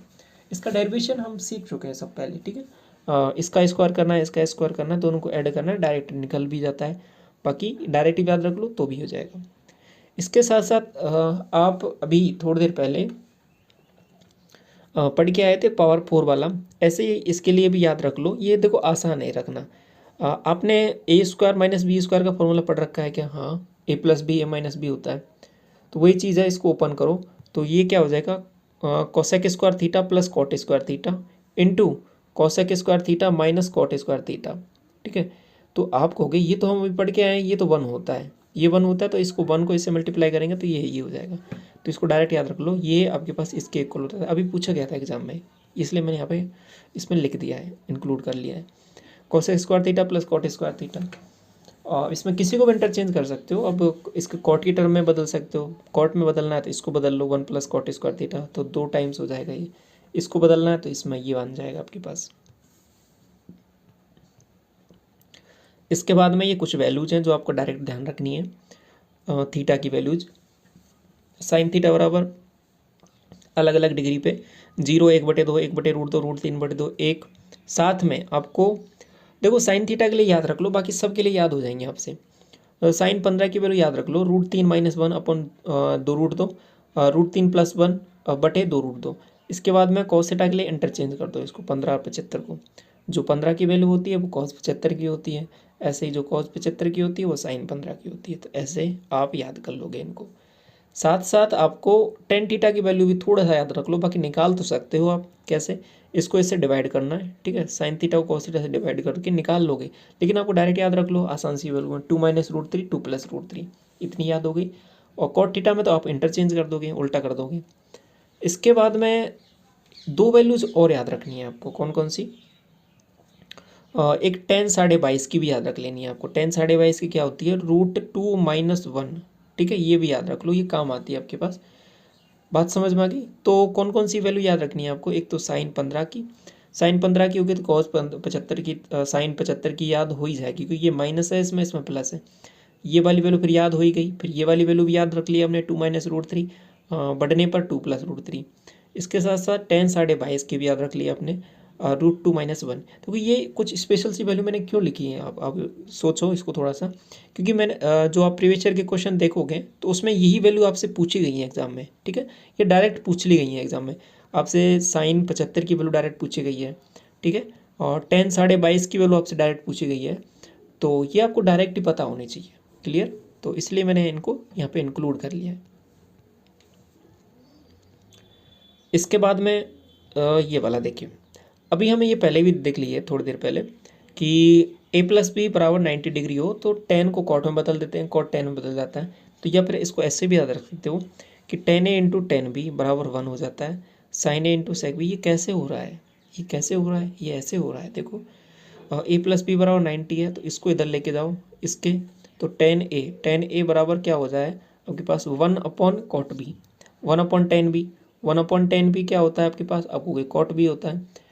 तो ओवरऑल क्या हो रहा है मामला? tan a = cot b, tan a = cot b। तो इसको cot b को आप बदल सकते हो, किस में? tan में बदल सकते हैं। कितना हो जाएगा ये? 90 - b, तो वही चीज़ तो यहाँ पे लिखी हुई है कि एंगल ए और एंगल बी बराबर क्या हो जाएगा, ए और बी का दोनों का टोटल कितना है, ये 90 माइनस ए आएगा, सॉरी 90 माइनस ए, ठीक है, और 90 माइनस ए, ये क्योंकि ये बी की वैल्यू है तो इसको इतना बदल दिया। तो वही चीज़ यहाँ पे लिखी हुई है कि ये 10 है वो कॉट में बदल जाता है और ये 90 माइनस ए आप इसको लिख सकते हो। तो इस तरीके से ये चीज़ें यहाँ पे आपके यहाँ पे चलने वाली हैं। तो बी बराबर क्या हो जाएगा, ए प्लस बी बराबर क्या हो जाएगा 90 डिग्री। ये थोड़ा सा आपको ध्यान रख लेना है यहाँ पे, ऐसा हो तो 10A 10B बराबर 1 हो जाएगा, ठीक है। तो बाकी में भी यही रिलेशन लगा हुआ है।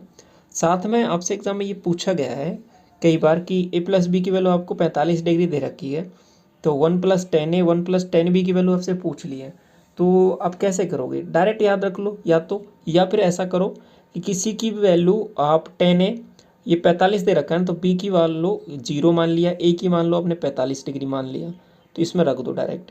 इसमें डायरेक्ट रखोगे तो ये तो 2 बन जाएगा, ये आपके पास 0 बन जाएगा, तो 0 प्लस 1 1 हो जाएगा, तो 2 को 1 से करोगे तो 2 आ जाएगा। ऐसे भी याद रख सकते हो। बाकी ये डायरेक्ट रिजल्ट याद रख लो, बहुत अच्छी बात है। 1 प्लस 10A 1 प्लस 10B बराबर 2, साथ में 1 minus cot A 1 minus cot B बराबर 2। ये 45 डिग्री और 225 डिग्री दोनों पे सेटिस्फाई होता है, तो दोनों ही आपसे पूछ सकता है एग्जाम में। आपसे अभी तक 45 डिग्री पूछा गया है। ए प्लस बी बराबर 135, तो फिर क्या हो जाएगा, माइनस हो जाएगा, बस यहाँ पे minus 1 minus 10A 1 minus 10A बराबर 2 और 1 plus cot A 1 plus cot A बराबर 2, बस ये थोड़ा सा यहाँ पे चेंज हो जाएगा, ठीक है। इसके बाद में अब देखिए आपको थोड़ा सा और सवाल में किस तरीके से दिया था, a sine theta plus b cos theta बराबर सी दे रखा है। तो यहाँ पे खास बात क्या है कि सी को मैं इधर लेके आया तो A by C sine theta बन जाएगा और B by C cos theta बराबर 1 बन जाएगा। तो ये कुछ इस तरीके से बन जाता है, आपको कोई कुछ समझ में नहीं आ रहा, देखो सवाल इस तरीके से दिया रहता है 5 cos theta plus 12 sign theta बराबर 13। तो क्या करना है, 13 को इधर लेके जाओ, 13 का मैंने भाग दिया तो ये क्या बन जाएगा 5/13 क्या कॉस थीटा, 12/13 साइन थीटा। तो 5 12 13 है ना, ये ट्रिपलेट में होते हैं, ये ट्रिपलेट में होते हैं, तो आपको तुरंत याद रख लेना है कि यहाँ पे देखो ओवरऑल क्या बन जाएगा ये अभी इसका मैंने भाग दिया था इसमें 13/13/13, तो ये 1। तो देखो sign square theta cos square theta बराबर 1 ये होता है ना, तो ये 5/13 ये क्या बन जाएगा आपके पास कॉस थीटा की वैल्यू बन जाएगी, 12/13 ये क्या बन जाएगा, ये आपके पास साइन थीटा की वैल्यू बन जाएगी। तो ऐसे आप डायरेक्ट वैल्यू निकाल सकते हो। ये थोड़ा सा काम आ जाता है एग्जाम में, कभी कभी पूछ लिया जाता है इससे क्वेश्चन, तो इसलिए मैंने यहाँ पे ये कंसिडर कर लिया, ठीक है। इसके बाद में ये कुछ और फॉर्मूले हैं, अब इसमें आप ये डायरेक्ट याद रखोगे 2 साइन ए कॉस बी बराबर साइन ए प्लस बी प्लस साइन ए माइनस बी, ऐसे ही बाकी के लिए हैं। और साथ में ये वाले अभी रिसेंट आपके CHSL का जो एग्जाम हुआ था उसमें पूछे गए हैं, CGL में पूछे गए हैं, भर के पूछे गए हैं इस कंसेप्ट पे। तो फॉर्मूले sine C plus sine D बराबर 2 sine C plus D divide by 2 cos C minus D by 2, ठीक है। साइन में आपके पास कॉज और साइन दोनों आते हैं, कॉज में एक ही सिंगल टर्म आती है, प्लस में है तो कॉज कॉज आएगा, माइनस में है तो साइन साइन आएगा, इस तरीके से, ठीक है। और ये थोड़ा सा ध्यान रखना है, यदि डी माइनस सी लिखते हो तो आगे माइनस नहीं लगाना है, यदि सी माइनस डी डिवाइड बाई 2 लिखते हो तो आगे माइनस लगा लेना है। इसके साथ साथ ये तीनों फॉर्मूले और ध्यान रखने हैं आपको, ये थोड़ा ज़्यादा इंपॉर्टेंट हो जाते हैं, आपको थोड़ा सा समझना है इनमें। साइन 60 माइनस ए साइन 60 प्लस ए 1/4 साइन 3 है, और कॉज में ऐसे ही होता है 1/4 साइन कॉज 3 है। कुछ नहीं करना, याद रखना बहुत आसान है, साइन में साइन आता है, कॉज में कॉज आता है, और ओवरऑल क्या हो जाएगा 1/4 साइन 3 है 1/4 कॉज 3 है। आप कहोगे 10 में भी होता है क्या, बिल्कुल होता है, लेकिन 10 में ये ध्यान रखना कि यहाँ पे 1/4 नहीं आता, तो 10 3 आता है। आपको कि ऐसा क्यों हुआ, देखो इसको सिंपल डिवाइड करो आप, तो इसको डिवाइड किया तो इधर तो क्या बन जाएगा, देखो ये 10 बन गया, ये भी 10 बन गया, ये भी 10 बन गया, तो ये तो इधर बन गया। इधर ऐसे डिवाइड करोगे तो ये भी आपके पास 10 3 बन गया, लेकिन 1/4 से 1/4 कट गया था, तो इसलिए ये 1/4 नहीं आता। कभी कभी गलती में 1/4 भी लिख देते हो, लेकिन वो गलत होगा, तो 1/4 नहीं आएगा, केवल 10 3A ही आएगा। बात समझ में आ रही है। इसके बाद में हाइट एंड डिस्टेंस का ये वाला कंसेप्ट समझिए, 2 ट्राइंगल आपको ध्यान रखने हैं इसमें, कौन सा है 30 डिग्री 60 डिग्री 90 डिग्री वाला। तो इसमें साइडों का जो रेशियो होता है वो आपके पास क्या होता है 1:√3:2। 90 डिग्री के सामने की भुजा होती है 2 यूनिट, 30 डिग्री के सामने की भुजा होती है 1 यूनिट, और 60 डिग्री के सामने की भुजा होती है √3 यूनिट। ऐसे 45 45 90 इसमें साइडों का रेशियो होता है 1:1:√2। तो ये आपके पास साइड का रेशियो यहाँ पे रहने वाला है। इसके साथ साथ ट्राइंगल में आप चीज़ें इस तरीके से भी देख सकते हो। आपको ऐसे दे देता है कि ये कोई पोल है, ठीक है, यहाँ पे कोई नाव है, ठीक है, वो ए पॉइंट से चलकर बी पॉइंट तक जाती है, इतनी डिस्टेंस कवर की, एंगल इतने से बदल कर इतना हो गया। अगर ऐसा दे दे सवाल में कि ये थीटा और ये थीटा 2 ये दो एंगल हैं, या फिर ऐसे बोल दे कि दोनों एंगल का टोटल अगर 90 डिग्री हो रहा हो, ध्यान रखना, यदि दोनों एंगल का सम 90 डिग्री हो रहा हो तो ध्यान रखना ए और बी आपको गिवन हो तो एच आप सीधा निकाल सकते हो। कैसे? अंडर रूट में क्या हो जाएगा ए बी, ठीक है, जिनको पूरक कोण बोलते हैं, जो कॉम्प्लीमेंट्री एंगल होते हैं, यदि दे रखे हों तो कॉम्प्लीमेंट्री एंगल क्या होंगे, जिनका सम 90 डिग्री होगा, तो एच आप डायरेक्ट निकाल सकते हो। तो आपके पास एच क्या हो जाएगा, ए बी। जैसे आपके पास ए की वैल्यू आपके पास 9 दे रखी है, बी की वैल्यू आपके पास 4 दे रखी है, तो एच की वैल्यू मैं आपसे पूछूं तो क्या हो जाएगी, अंडर रूट में 36 और आंसर क्या आ जाएगा 6। तो एच की वैल्यू क्या आ जाएगी, इस मीनार की ऊंचाई 6 मीटर है, जो भी है आपके पास वो निकल के आ जाएगी, ठीक है। तो इस तरीके से आप ये सब निकाल सकते हो, इम्पोर्टेंट है ये। बाकी यहाँ पे कॉस थीटा के टर्म में निकाल सकते हो। बाकी ट्रिग्नोमेट्री फंक्शन का यूज़ करके बेसिक आप अप्रोच से भी सॉल्व कर सकते हो। जैसे ये आपके पास डिस्टेंस डी दे रखी है, तो एच से आप चलोगे तो ये वाली कंप्लीट वैल्यू क्या हो जाएगी, एच कॉट थीटा 1, और ये वाली वैल्यू क्या हो जाएगी, एच कॉट थीटा 2, दोनों का डिफरेंस करके ये डिस्टेंस डी आप निकाल लोगे। इसी तरीके से दोनों साइड अगर पॉइंट है तो यहाँ पे ये निकाल लोगे। बाकी बेसिक कंस्ट्रक्शन से भी आप इसको सॉल्व कर लेते हो। जैसे कि हम क्वेश्चन में सॉल्व करता हूँ तो मैं आपको यही बेसिक कंस्ट्रक्शन से सॉल्व करके बता देता हूँ, तो वहाँ पे आपको वो भी चीज़ें समझ में आ रही हैं, ठीक है, अच्छे से। इसके साथ साथ जैसे कोई ये आपके पास दीवार है, इस दीवार पर ये कोई सीढ़ी लगी हुई है, इसको यदि मैं नीचे वाले सिरे को इधर खींचता हूँ, ठीक है, ऐसे मैंने खींचा तो इधर आ गया, तो ऊपर से भी नीचे खिसकेगा, तो कितना खिसकेगा वो उसको ध्यान रखना है कि नीचे कितना खिसका, और ए बाई बी का जो रेशियो है वो रहता है आपके पास 10 theta 1 plus theta 2 divide by 2। यदि ये दोनों एंगल का टोटल ये 90 डिग्री हो तो फिर हमेशा ध्यान रखना ए बराबर बी होता है, ठीक है, ए बराबर जितना ये ऊपर खिसेगा उतना ही नीचे खिसेगा यदि ये 90 डिग्री होता है तो, ठीक है। इसके बाद में आगे बढ़ें तो देखिए ये मैक्सिमम और मिनिमम वैल्यू के रिगार्डिंग थोड़ी सी इन्फॉर्मेशन है। साइन थीटा कॉस थीटा की मिनिमम वैल्यू क्या होती है, -1, और मैक्सिमम हो जाती है 1। ये इस बीच में वेरी करते हैं। स्क्वायर कर दिया तो मिनिमम 0 हो जाएगी, अभी मैक्सिमम 1 रहेगी। टेन थीटा को थीटा की -1 और माइनस इन्फाइनाइट से इन्फाइनाइट होती है, स्क्वायर करने पर ये 0 हो जाएगा, ये इन्फिनिटी रहेगा पॉजिटिव में। ऐसे ही सेक थीटा की होती है यहाँ पर, और sec square theta cos square theta की भी इस तरीके से होती है यहाँ पर, ठीक है। ये आपके पास पॉजिटिव में रहेगी 1 से इन्फिनिटी के बीच में। आपसे ये वाली वैल्यू पूछी जाती है, a sine theta plus b cos theta की वैल्यू, ठीक है।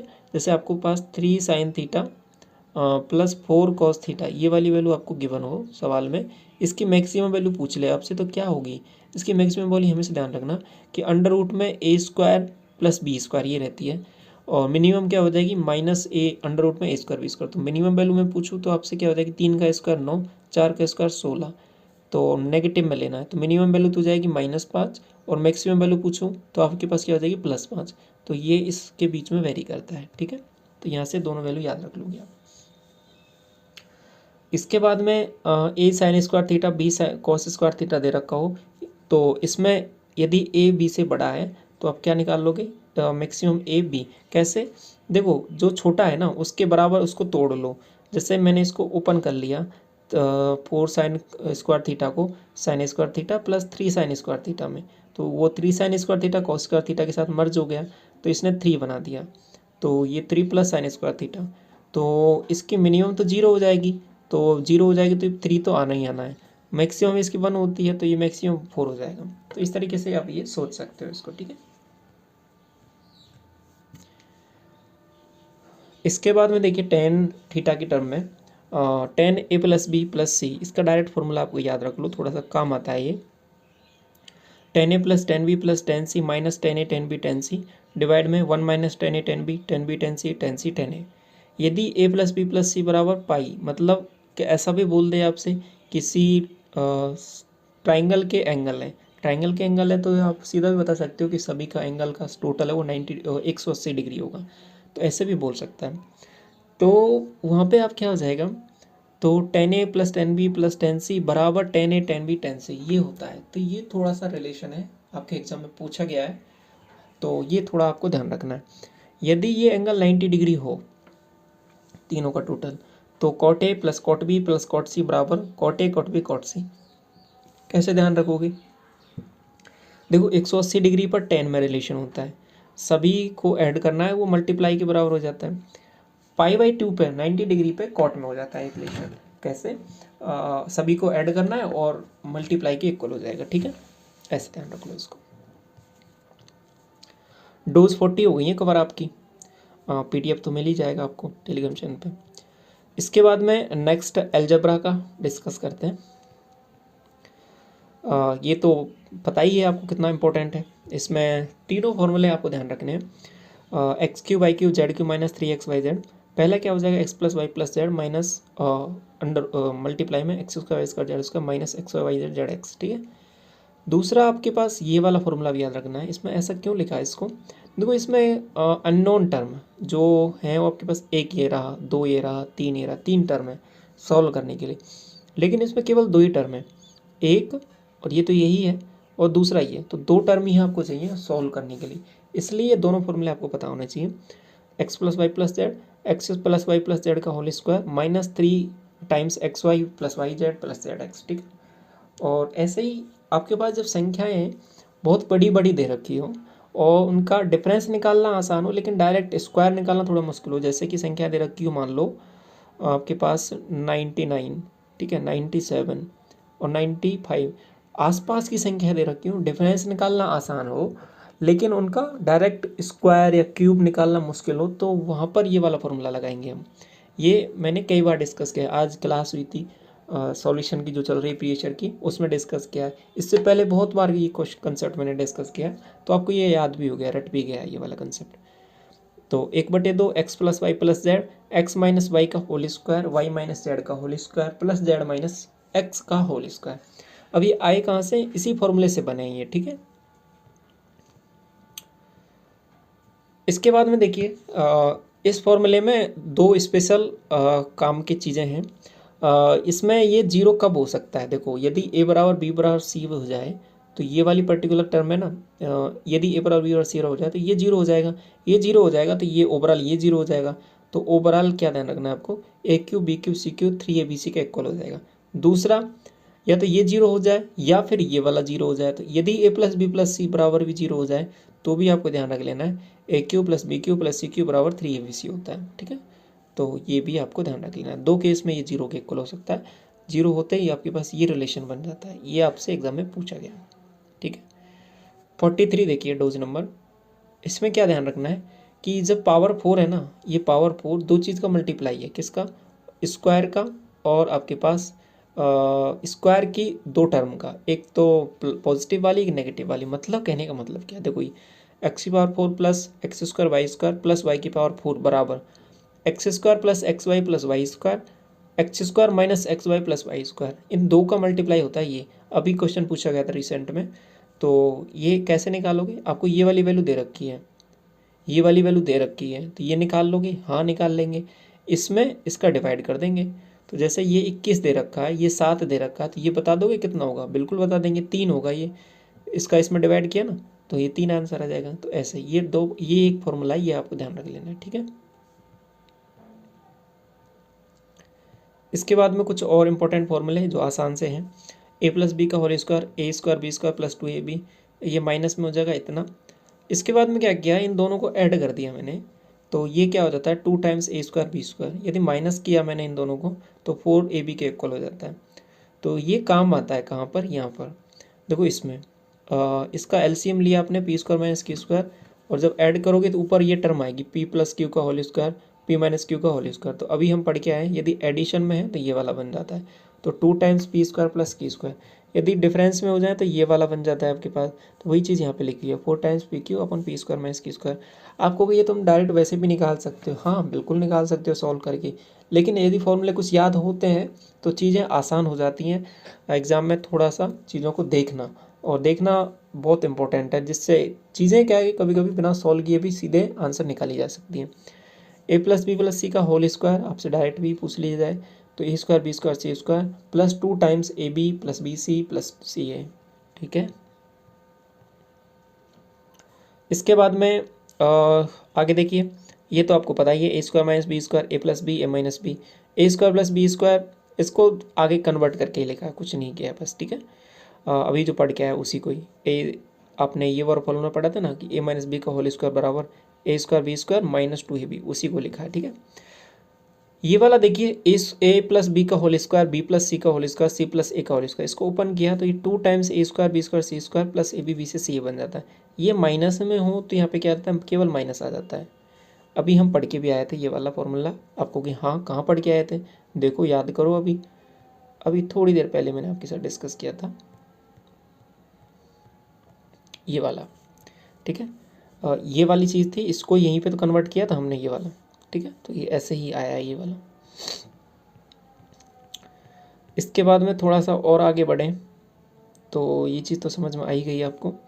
आगे यदि ए स्क्वायर बी स्क्वायर सी स्क्वायर बराबर ए बी बी सी सी दे रखा हो तो ये तभी पॉसिबल है जब ए बराबर बी बराबर सी हो, और यदि ये इसके इक्वल दे रखा है तो ये तभी पॉसिबल है तो ए बी सी तीनों इक्वल हो और तीनों जीरो के इक्वल हो, तभी ये पॉसिबल हो पाएगा। इसके साथ साथ क्यूब में कुछ फॉर्मूले याद रखने, ये काम के हैं, वेरी इंपॉर्टेंट, इसलिए ही लिखा हुआ है यहाँ पे। ए प्लस बी का क्यूब क्या हो जाएगा, a cube plus B cube plus 3ab into a plus b, ऐसे ही क्यूब में होता है ये माइनस में, a cube minus b cube minus 3ab a minus b. अब इसमें ये दो फॉर्मूले हैं ना, ये थोड़े काम के हैं। इसमें देखो a cube plus B cube a plus b a square plus b square minus a b, इसको थोड़ा सा गौर से देखो, इसको थोड़ा सा और सिंपलीफाई वे में किया है मैंने, कि इसको कैसे भी लिख सकते हो और दूसरे तरीके से कैसे लिख सकते हो आप, इसको ऐसे भी लिख सकते हो आप, कैसे कि ए प्लस बी, और इसको ऐसे भी लिख सकते हो ए प्लस बी का होल स्क्वायर माइनस 3ab। आपको कि ये कैसे आया, याद करो। इसमें मैंने क्या किया, 2ab ऐड किया है, 2ab माइनस किया है, जो 2ab माइनस किया वो तो इसके साथ मर्ज हो जाएगा तो 3ab बन गया, जो 2ab ऐड किया था वो इसके साथ मर्ज हो जाएगा, ए प्लस बी का होल स्क्वायर बना देगा। आपको ये ऐसा लिखने की क्या ज़रूरत है, ऐसा लिखने की इसलिए ज़रूरत है क्योंकि देखो ये भी ए प्लस बी की टर्म है, ये भी ए प्लस बी की टर्म है, ये भी ए प्लस बी की टर्म है, तो ये सेम सेम होने से हमें एक वैल्यू चाहिए सॉल्व करने के लिए, तो इसलिए यहाँ पर यही वैल्यू रख के मैं सॉल्व कर लूँगा, तो इसलिए इसको कन्वर्ट ऐसे भी कर सकते हो, तो इसलिए ये इंपॉर्टेंट फॉर्मूले हैं दोनों। ऐसे ही ये आपके पास नेगेटिव के लिए हो जाएगा यहाँ पे। यदि आपको क्यूब निकालना हो तो डायरेक्ट भी याद रख सकते हो, ए cube B cube C cube plus 3 times ए प्लस बी बी प्लस सी और सी प्लस सी, ऐसे याद हो जाएगा, ठीक है। ये फॉर्मूला अभी उसी कंसेप्ट पर आधारित है कि ए cube B cube C cube वाला, तीनों का टोटल करके देखो इनको, यदि इसको ए मान लो, इसको बी मान लो, इसको सी, तो तीनों का टोटल 0 के इक्वल आ रहा है, तो 3 टाइम्स इसके हो जाएगा, 3 टाइम्स एक्स माइनस वाई और वाई माइनस जेड और ये जेड माइनस एक्स इसके इक्वल हो जाएगा, ठीक है। बटे में वही चीज़ लिखी हुई है अभी आपकी कि 3 times X square minus Y square minus Z square minus X square, तो ये इससे कट जाएगा, लेकिन एक और टर्म आ जाएगी, देखो ये X minus Y X plus Y बन जाएगा, Y minus Z Z minus X बन जाएगा, तो माइनस वाली टर्म तो कट जाएगी लेकिन प्लस वाली टर्म बच जाएगी, तो ये आंसर आ जाएगा आपका। आगे बढ़ें इसके बाद में ये वाला देखिए, n प्लस 1/n बराबर p, ये उसी तरीके से है जैसे कि x प्लस 1/x बराबर आपको कुछ भी वैल्यू दे रखी है, तो x square plus 1/x S square की वैल्यू पूछ ले आपसे तो कैसे निकालते हो, जैसे कि x प्लस 1/x की वैल्यू दे रखी है आपको 3, तो ये वाली वैल्यू निकालनी है, तो उसी के रिगार्डिंग ये फॉर्मूले हैं। तो ध्यान रखना हमेशा, यदि ये p की वैल्यू दे रखी है और ये n माइनस 1/n, इसको q मानूँ मैं, जो नेगेटिव वाली है उसको नेगेटिव में q मान लिया मैंने, इसको p मान लिया, तो ध्यान रखना कि P square minus Q square बराबर 4 होता है। आपको कि इसकी ज़रूरत क्या है इस वाले फॉर्मूले की, तो इसकी ज़रूरत इसलिए है, कभी कभी क्या होता है कि सवाल में आपको x प्लस 1/x की वैल्यू दे देता है और x माइनस 1/x की वैल्यू पूछ लेता है, तो इससे प्लस वाली से नेगेटिव में आपको ट्रांसफ़र होना है, तो कैसे जाओगे, बेसिक से तो कर लोगे लेकिन डायरेक्ट फॉर्मूले भी पता होनी चाहिए, तो फिर क्या करोगे, डायरेक्ट ये फॉर्मूला याद रख लो कि ये पॉजिटिव वाली टर्म का स्क्वायर माइनस नेगेटिव वाली टर्म का स्क्वायर बराबर 4 होता है, तो आप डायरेक्ट ट्रांसफ़र हो जाओगे। कैसे, ये है बेसिकली x प्लस 1/x का whole square minus x minus 1/x का होल स्क्वायर, बराबर 4। तो ये वाली वैल्यू गिवन है तो इस पर निकल चले जाओगे, ये निकाल लोगे, ये गिवन है तो इस पर चले जाओगे, ये निकाल लोगे, ठीक है। तो इसलिए ये ज़रूरी है वाला फॉर्मूला। दूसरी बात, यदि ये p दे रखा है तो एक्स स्क्वायर प्लस 1/x² निकालना हो, n स्क्वायर प्लस 1/n² निकालना हो, तो क्या हो जाएगा p² - 2। क्यूब में क्या हो जाएगा p³ - 3p। और नेगेटिव में क्या होता है कि ये ऐड हो जाता है q² + 2, और ये क्या हो जाएगा q² + 3q। यदि अभी याद करो x² - 1/x² निकालना हो, अब ये कैसे आता है, ये कैसे आता है बताओ। ये डायरेक्ट तो आता नहीं है कभी भी, कैसे आता है ये इसको याद रखो। ये x + 1/x और x - 1/x है ये, तो इन दो को मल्टीप्लाई करने पर ही आता है, a + b a - b को मल्टीप्लाई करने पर। तो ये भी चाहिए आपको, ये भी चाहिए, तो ये दे रखा है तो ये निकाल लोगे, अभी फॉर्मूला पढ़ लिया। ये दे रखा है तो ये निकाल लोगे, अभी पढ़ लिया फॉर्मूला। दोनों को फिर मल्टीप्लाई कर देना है, तो फिर आप ये आ जाएगा आपके पास। तो ये भी पूछ लेता है आपसे सवाल में, तो सवाल को गंभीरता से देखना है कि पूछा क्या है, जो पूछा है वो आपको निकाल लेना है। बात समझ में आई। इसके बाद में कुछ स्पेशल है, जैसे कि n + 1/n = 2 दे रखा हो, तो हमेशा ध्यान रखो जब 2 दे रखा हो तो सवाल आसान हो जाता है। तो फिर क्या हो जाएगा, दोनों को 1 1 के इक्वल ही मान लो, ये भी 1 होगा, ये 1 होगा, तभी ये 2 आएगा आपके पास। यदि आप कहोगे 2 नहीं दे रखा हो, -2 दे रखा हो, तो भी कोई दिक्कत नहीं है। तो ये -1 हो जाएगा, ये भी -1 हो जाएगा। तो आपको ध्यान रखना है कि n की वैल्यू फिर क्या हो जाएगी, -1 हो जाएगी। तो ऐसे कर लेंगे, कोई दिक्कत नहीं है दोनों केस में। ये +1 यदि दे रखा हो, ये 2 तो हो गया, लेकिन इसकी वैल्यू यदि +1 दे रखी हो तो हमेशा ध्यान रखना है n³ = -1 हो जाएगा। यदि ये -1 दे रखा है तो n³ = +1 हो जाएगा। और यदि n + 1/n बराबर प्लस में या माइनस में √3 दे रखा है, तो दोनों के लिए सेम फॉर्मूला रहेगा, n³ + 1/n³ = 0, या फिर n⁶ = -1। ऐसे ही यदि पावर 5 तक आपको पहुंचना हो, पावर 7 तक पहुंचना हो, तो फॉर्मूला क्या रहेंगे। आपको देखो 5 तक पहुंचना है, आपने तो स्क्वायर की वैल्यू निकालना सीख लिया है, क्यूब की वैल्यू निकालना सीख लिया है, तो इन दोनों को मल्टीप्लाई कर दो, तो 5 पावर बन रही है कि नहीं बन रही। आप कहोगे हाँ बन रही है, लेकिन साथ में कुछ टर्म एक्स्ट्रा और बन जाएगी, वो टर्म को माइनस कर देना। तो वही माइनस किया है हमने। जैसे कि देखो प्लस में है ये टर्म, तो इसको बनाना है, तो x² + 1/x², x³ + 1/x³ वो मल्टीप्लाई किया, एक टर्म एक्स्ट्रा बन गया क्या, x + 1/x, तो इसको माइनस भी करना पड़ेगा, तो इसलिए माइनस कर दिया। तो ये डायरेक्ट फॉर्मूले भी याद रख लो या बेसिक से भी बना लो, दोनों तरीके से याद कर लो। माइनस है तो ये देखो ये प्लस में है, ये माइनस में आके मल्टीप्लाई किया, ये टर्म एक्स्ट्रा बन रही है तो इसलिए ये माइनस कर दिया। पावर 7 है तो पावर 4 आ जाएगा, पावर 3 आ जाएगा, तो ये वाला फॉर्मूला बन जाएगा, ठीक है। इसके बाद में आपको 2 प्रोग्रेशन है, अर्थमेटिक और ज्योमेट्रिक, दोनों ध्यान रखने हैं। फॉर्मूला इनके काम आते हैं, जैसे कि कोई n पद आपको निकालना है, तो Tn = a + n - 1 × d, और उस सीरीज का सम निकालना हो तो 2 फॉर्मूले हैं इसमें, n/2 2a + n - 1 × d, या फिर n/2 a + l, l क्या लास्ट टर्म है आपका। ऐसे ही इसमें कोई n पद आपको निकालना है तो t n = a r n r की पावर n - 1। r क्या है इधर, r आपके पास सार्व अनुपात है, इधर d क्या है, सार्व अंतर है, ठीक है। अब इसके बाद में अर्थमेटिक मीन की बात करूं तो a + b / 2 हो जाएगा अर्थमेटिक मीन, और 3 वैल्यूज दे रखी हैं तो a + b + c / 3, 4 वैल्यू दे रखी है तो a + b + c + d / 4 आ जाएगा। ऐसे ही आपके पास ज्योमेट्रिक मीन के बारे में बात करूँ, 2 वैल्यू दे रखी है तो √ab, 3 वैल्यू दे रखी है तो ³ √abc, ठीक है। इस तरीके से चलेंगे। 4 वैल्यू दे रखी है तो a b c d, ठीक है, और इसकी पावर 1/4, इस तरीके से चलेंगी चीज़ें। तो आगे भी एक भी चीज़ ध्यान रखना, एक और चीज़ कि अर्थमेटिक मीन होता है वो हमेशा ज्योमेट्रिक मीन से बड़ा होता है या फिर इक्वल होता है। इक्वल कब होगा, जब सीरीज सेम हो। सीरीज सेम मतलब 4 4 4 5 5 5 6 6 6 6 6 इस तरीके सीरीज चल रही है, तो arithmetic mean geometric mean same. अगर सीरीज के सभी टर्म अलग अलग हैं तो फिर हमेशा अर्थमेटिक मीन बड़ा रहेगा ज्योमेट्रिक मीन से। इसके बाद में ये आपके पास एक क्वाड्रेटिक इक्वेशन के रूट आपको पता होने चाहिए, वो थोड़ा सा जानकारी है, इसको भी समझ लो। जैसे कि ax² + bx + c ये कोई क्वाड्रेटिक इक्वेशन है, तो इसके मूल अल्फ़ा + बीटा होंगे। ये श्रीधराचार्य फॉर्मूले से आप बता सकते हो कि अल्फ़ा और बीटा क्या हो जाएंगे, -b + -b² - 4ac / 2a, ठीक है। एक प्लस लोगे तो एक रूट आ जाएगा, माइनस लोगे तो दूसरा रूट आ जाएगा, ठीक है।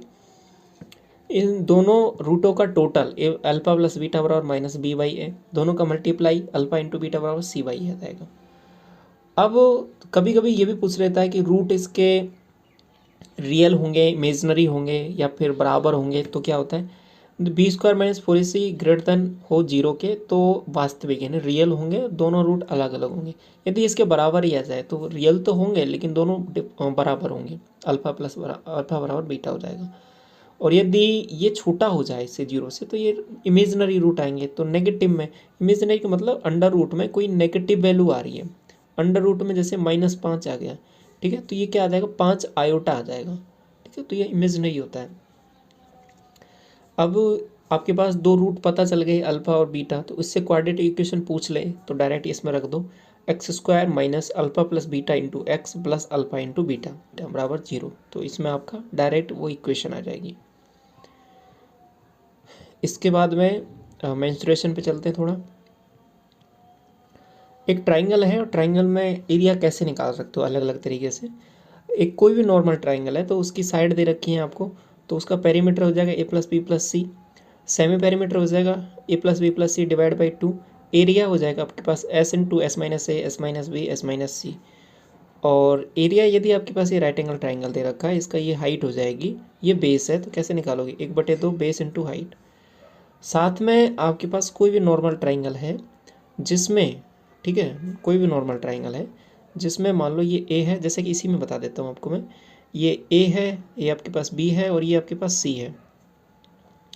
तो इस वाले के लिए बात करूँ, जैसे कि बी और सी, ये और ये, इसमें एंगल इनके बीच में क्या बन रहा है ए। तो अगर आपको ये बी दे रखा है, ये सी दे रखा है और एंगल इसके बीच का दे रखा है, मान लो कोई भी 30 डिग्री दे रखा है, 60 डिग्री दे रखा है, कुछ भी, तो ये डायरेक्ट इसमें रख सकते हो 1/2 into B c into sine a, ठीक है।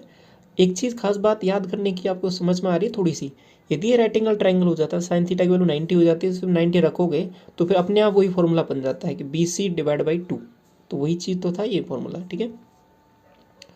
जो भी एंगल दो साइड रखी है उन साइडों के बीच का एंगल देखना कौन सा बन रहा है, उसको साइन थीटा के साथ लिखना और 1/2 आ जाएगा, तो ऐसे निकाल लोगे आप। इसके बाद में देखिए सर्किल से रिलेटेड फॉर्मूले, देखो एक एक चीज़ को डिस्कस कर रहे हैं।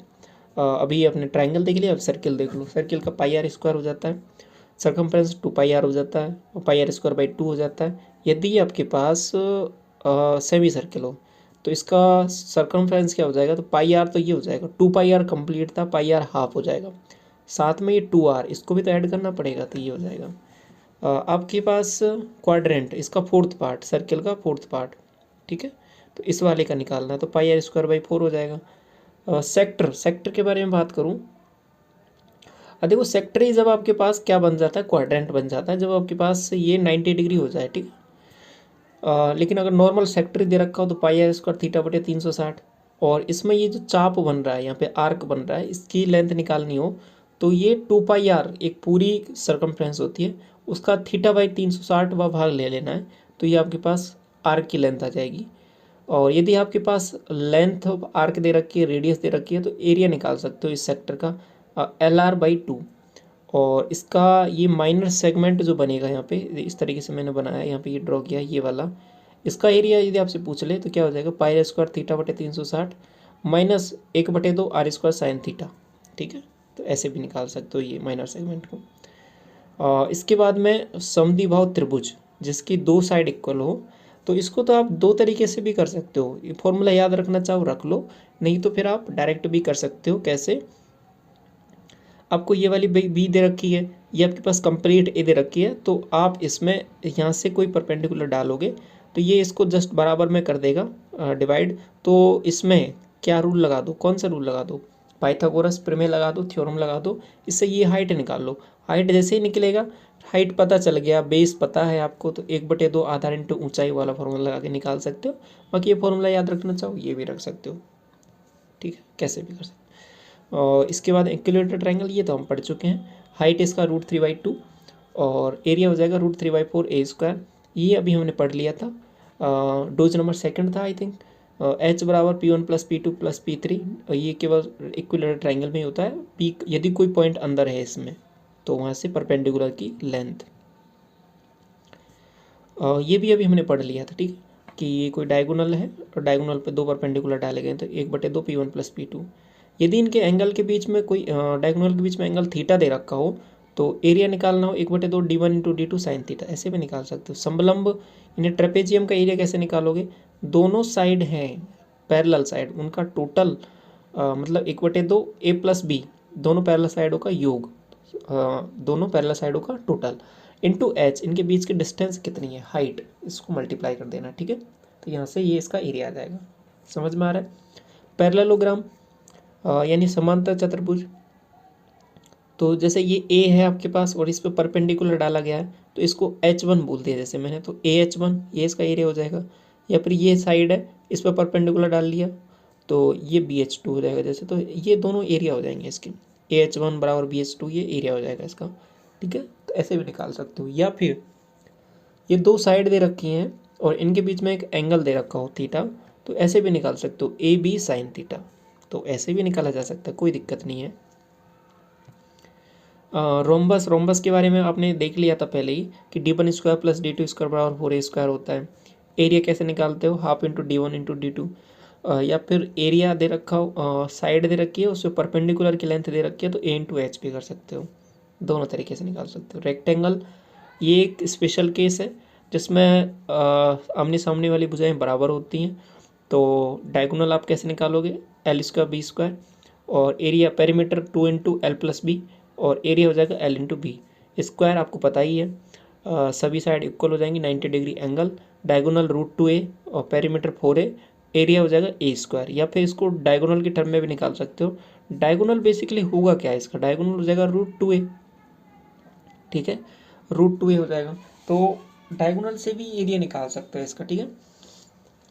डायगोनल से एरिया निकालोगे तो क्या हो जाएगा, D² / 2 हो जाएगा, ठीक है। इसके बाद देखिए साइक्लिक क्वाड्रिलेटरल, साइक्लिक क्वाड्रिलेटरल क्या हो जाएगा, ये अंदर बन रहा है जिसकी साइड ABCD दे रखी है, इसका एरिया निकालना हो तो एस क्या है, इसका complete perimeter divide by 2, A + B + C / 2, S - A S - B S - C और S - D, ऐसे निकालोगे। समषटभुज आपके पास दे रखा हो 6 जिसकी साइड दे रखी है, तो ये देखो ये 6 से मिलके बना हुआ है, 6 से मिलके बना है। एक का आप निकाल लो, एक का निकाल लो, उसको 6 से मल्टीप्लाई कर दो तो वहाँ से एरिया निकल जाएगा। एक का हम निकाल लेंगे, इसकी आगे साइड गिवन है तो वहाँ से निकल जाएगा, तो 6 से मल्टीप्लाई करेंगे तो कंप्लीट का एरिया आ जाएगा, तो ऐसे निकालेंगे इसका। माइनर सेगमेंट अभी हमने देख लिया था, πr² θ/360 -r² sin θ/2। मेजर के बारे में बात करूँ तो कुछ नहीं करना, एक तो ये प्लस हो जाएगा, दूसरी चीज़ ये थीटा को आपको, अभी आप थीटा ये वाला ले रहे थे, अभी थीटा ये वाला लेना है तो क्या हो जाएगा 360 - थीटा, बस ये बदल जाएगा इसमें, साथ में ये वाला टर्म है, ये जो है r² sin θ/2 ये ऐड हो जाएगी। इसके बाद में प्रिज्म, प्रिज्म है क्या, बेसिकली प्रिज्म कुछ नहीं है, जिसका टॉप सरफेस और जो बेस है, जिसका ऊपरी सिरा और निचला सिरा दोनों बराबर सेम शेप के होते हैं, सेम आकृति के होते हैं, तो वो आपका प्रिज्म कहलाता है। आप कहोगे फिर तो सिलेंडर भी एक प्रिज्म ही है, हाँ बिल्कुल सिलेंडर भी एक प्रिज्म ही है, क्योंकि इसका टॉप भी एक सर्किल है, बॉटम भी एक सर्किल है। आप कहोगे इसका तो फिर इसके बाद में एक क्यूबॉइड भी आपका प्रिज्म ही है, हाँ हाँ बिल्कुल क्यूबॉइड आपका प्रिज्म है, ठीक है। तो ये सब प्रिज्म ही है, इनका पर स्पेशल नाम रख दिया है इनका, जैसे कि सिलेंडर का इसका सिलेंडर नाम रख दिया, इसका आपके पास क्यूबॉइड रख दिया, क्यूब रख दिया, ठीक है। तो प्रिज्म का सिंपल सा मतलब यही होता है, कोई भी आकृति जिसका बेस और टॉप सेम रहता है तो वो प्रिज्म हो जाता है। एरिया कैसे निकालते हैं इसका, देखिए पार्श्व पृष्ठीय क्षेत्रफल, अगर दो तरीके के एरिया होते हैं, एक तो इसका कर्व सरफेस एरिया निकालना हो पार्श्व पृष्ठीय क्षेत्रफल, तो क्या हो जाएगा पेरीमीटर ऑफ बेस, बेस का पेरीमीटर सबका ऐड करना है और इनटू हाइट, हाइट से मल्टीप्लाई कर देना, तो ये इसका चारों तरफ का एरिया आ जाता है। इसके साथ साथ कंप्लीट निकालना रहे तो फिर क्या करना है, ये तो आएगा ही आएगा, perimeter of base into height plus 2 times area of base. ये 2 टाइम्स क्यों किया, क्योंकि एरिया बेस का और हाइट टॉप का दोनों का सेम है, तो एक का एरिया निकाल लो और 2 से मल्टीप्लाई कर दो और ऐड कर दो, तो इसलिए यहाँ पे किया है। आयतन निकालना हो वॉल्यूम तो क्या करना है, एरिया ऑफ बेस निकाल लो और मल्टीप्लाई एच कर दो। ये देखो आप उस पर सेटिस्फाई करके देख लो सिलेंडर पे, जैसे कि इसका बेस का एरिया होता है πr² और एच से मल्टीप्लाई करते हैं πr² एच आ जाता है, तो यही चीज़ तो आ रही है इसमें वॉल्यूम, ठीक है, इसका भी वॉल्यूम यहीं से निकला है। क्यूबॉइड, क्यूबॉइड में क्या हो जाएगा, ये डायरेक्ट आपको ध्यान रख लेना ये सभी फॉर्मूले। लेटरल सरफेस एरिया हो जाएगा इसका two times l plus b into h, और टोटल सरफेस एरिया हो जाएगा two times l b b h h l, volume l plus b l into B into h. Diagonal आपसे पूछ लिया जाता है एग्जाम में बहुत बार, l square B square H square होता है इसका, एल बी एच की वैल्यू आपको गिवन होती है, डायगोनल आप सीधा निकाल लोगे। ऐसे भी दे देता है एग्जाम में कि एक कोई कमरा है जिसमें सबसे लंबी छड़ कितनी लंबाई की रखी जा सकती है, ठीक है, उस कमरे में रखी जाने वाली सबसे बड़ी छड़ की लंबाई निकालिए। तो उस छड़ को हम इसके डायगोनल के अक्रॉस ही रखेंगे, तो कितना हो जाएगा उसका लेंथ, हाँ, अंडर रूट में L square B square H square, ठीक है। तो ये ऐसे निकाला जाता है उसको, ये पूछा गया है सवाल आपसे एग्जाम में। क्यूब का कैसे निकालोगे, क्यूब का क्या हो जाएगा, डायगोनल √3 है, इसमें आप वैल्यू पुट करोगे एल बराबर बी बराबर एच बराबर ए, क्योंकि सभी साइड इक्वल है। Lateral surface area 4a square हो जाएगा, टोटल 6a स्क्वायर का वॉल्यूम ए क्यूब हो जाएगा इसका, ठीक है। सिलेंडर का भी हमने देख लिया, 2πr/h हो जाता है, 2πr/h प्लस आर हो जाएगा, वॉल्यूम πr² हो जाएगा, ठीक है। इसके बाद में देखिए कोन, कोन को कैसे निकालेंगे हम, इसमें ध्यान क्या रखना है, तीन चीज़ें होती हैं, एक आर होता है, एक एच होता है, एक एल होता है। एल आपका स्लैंट हाइट होता है। रिलेशन क्या होता है कि एल स्क्वायर बराबर R square plus H square, curved surface area हो जाएगा πr/l, और total surface area πr/l πr square, तो ये बॉटम भी ऐड हो जाएगा। टॉप इसका एक पॉइंट होता है तो उसको ऐड नहीं किया है इसमें। वॉल्यूम क्या हो जाएगा πr²h/3। हमेशा ध्यान रखना जब भी आपके पास शेप कुछ इस तरीके से हो जिसका टॉप और बॉटम सेम ना हो, हमेशा उसमें ध्यान रखना कि ये याद रखने का ट्रिक कर लो आप, तो उसमें 1/3 टर्म ऐड हो जा रही है, ठीक है। 1/3 वॉल्यूम में 1/3 आ जाएगा, जैसे कि कोन हो जाएगा आपके पास, ठीक है, पिरामिड हो जाएगा, उसके सभी वॉल्यूम में आपको 1/3 टर्म देखने को मिलेगी। कोन हो गया, पिरामिड हो गया आपके पास, और फ्रस्टम हो गया, सभी में वॉल्यूम में 1/3 टर्म ऐड होती है, तो कभी कभी कन्फ्यूजन हो जाता है आपको, तो उससे भी आपको अवॉइड होना है, ठीक है। तो याद हो जाएगा अब इजीली आपको ये।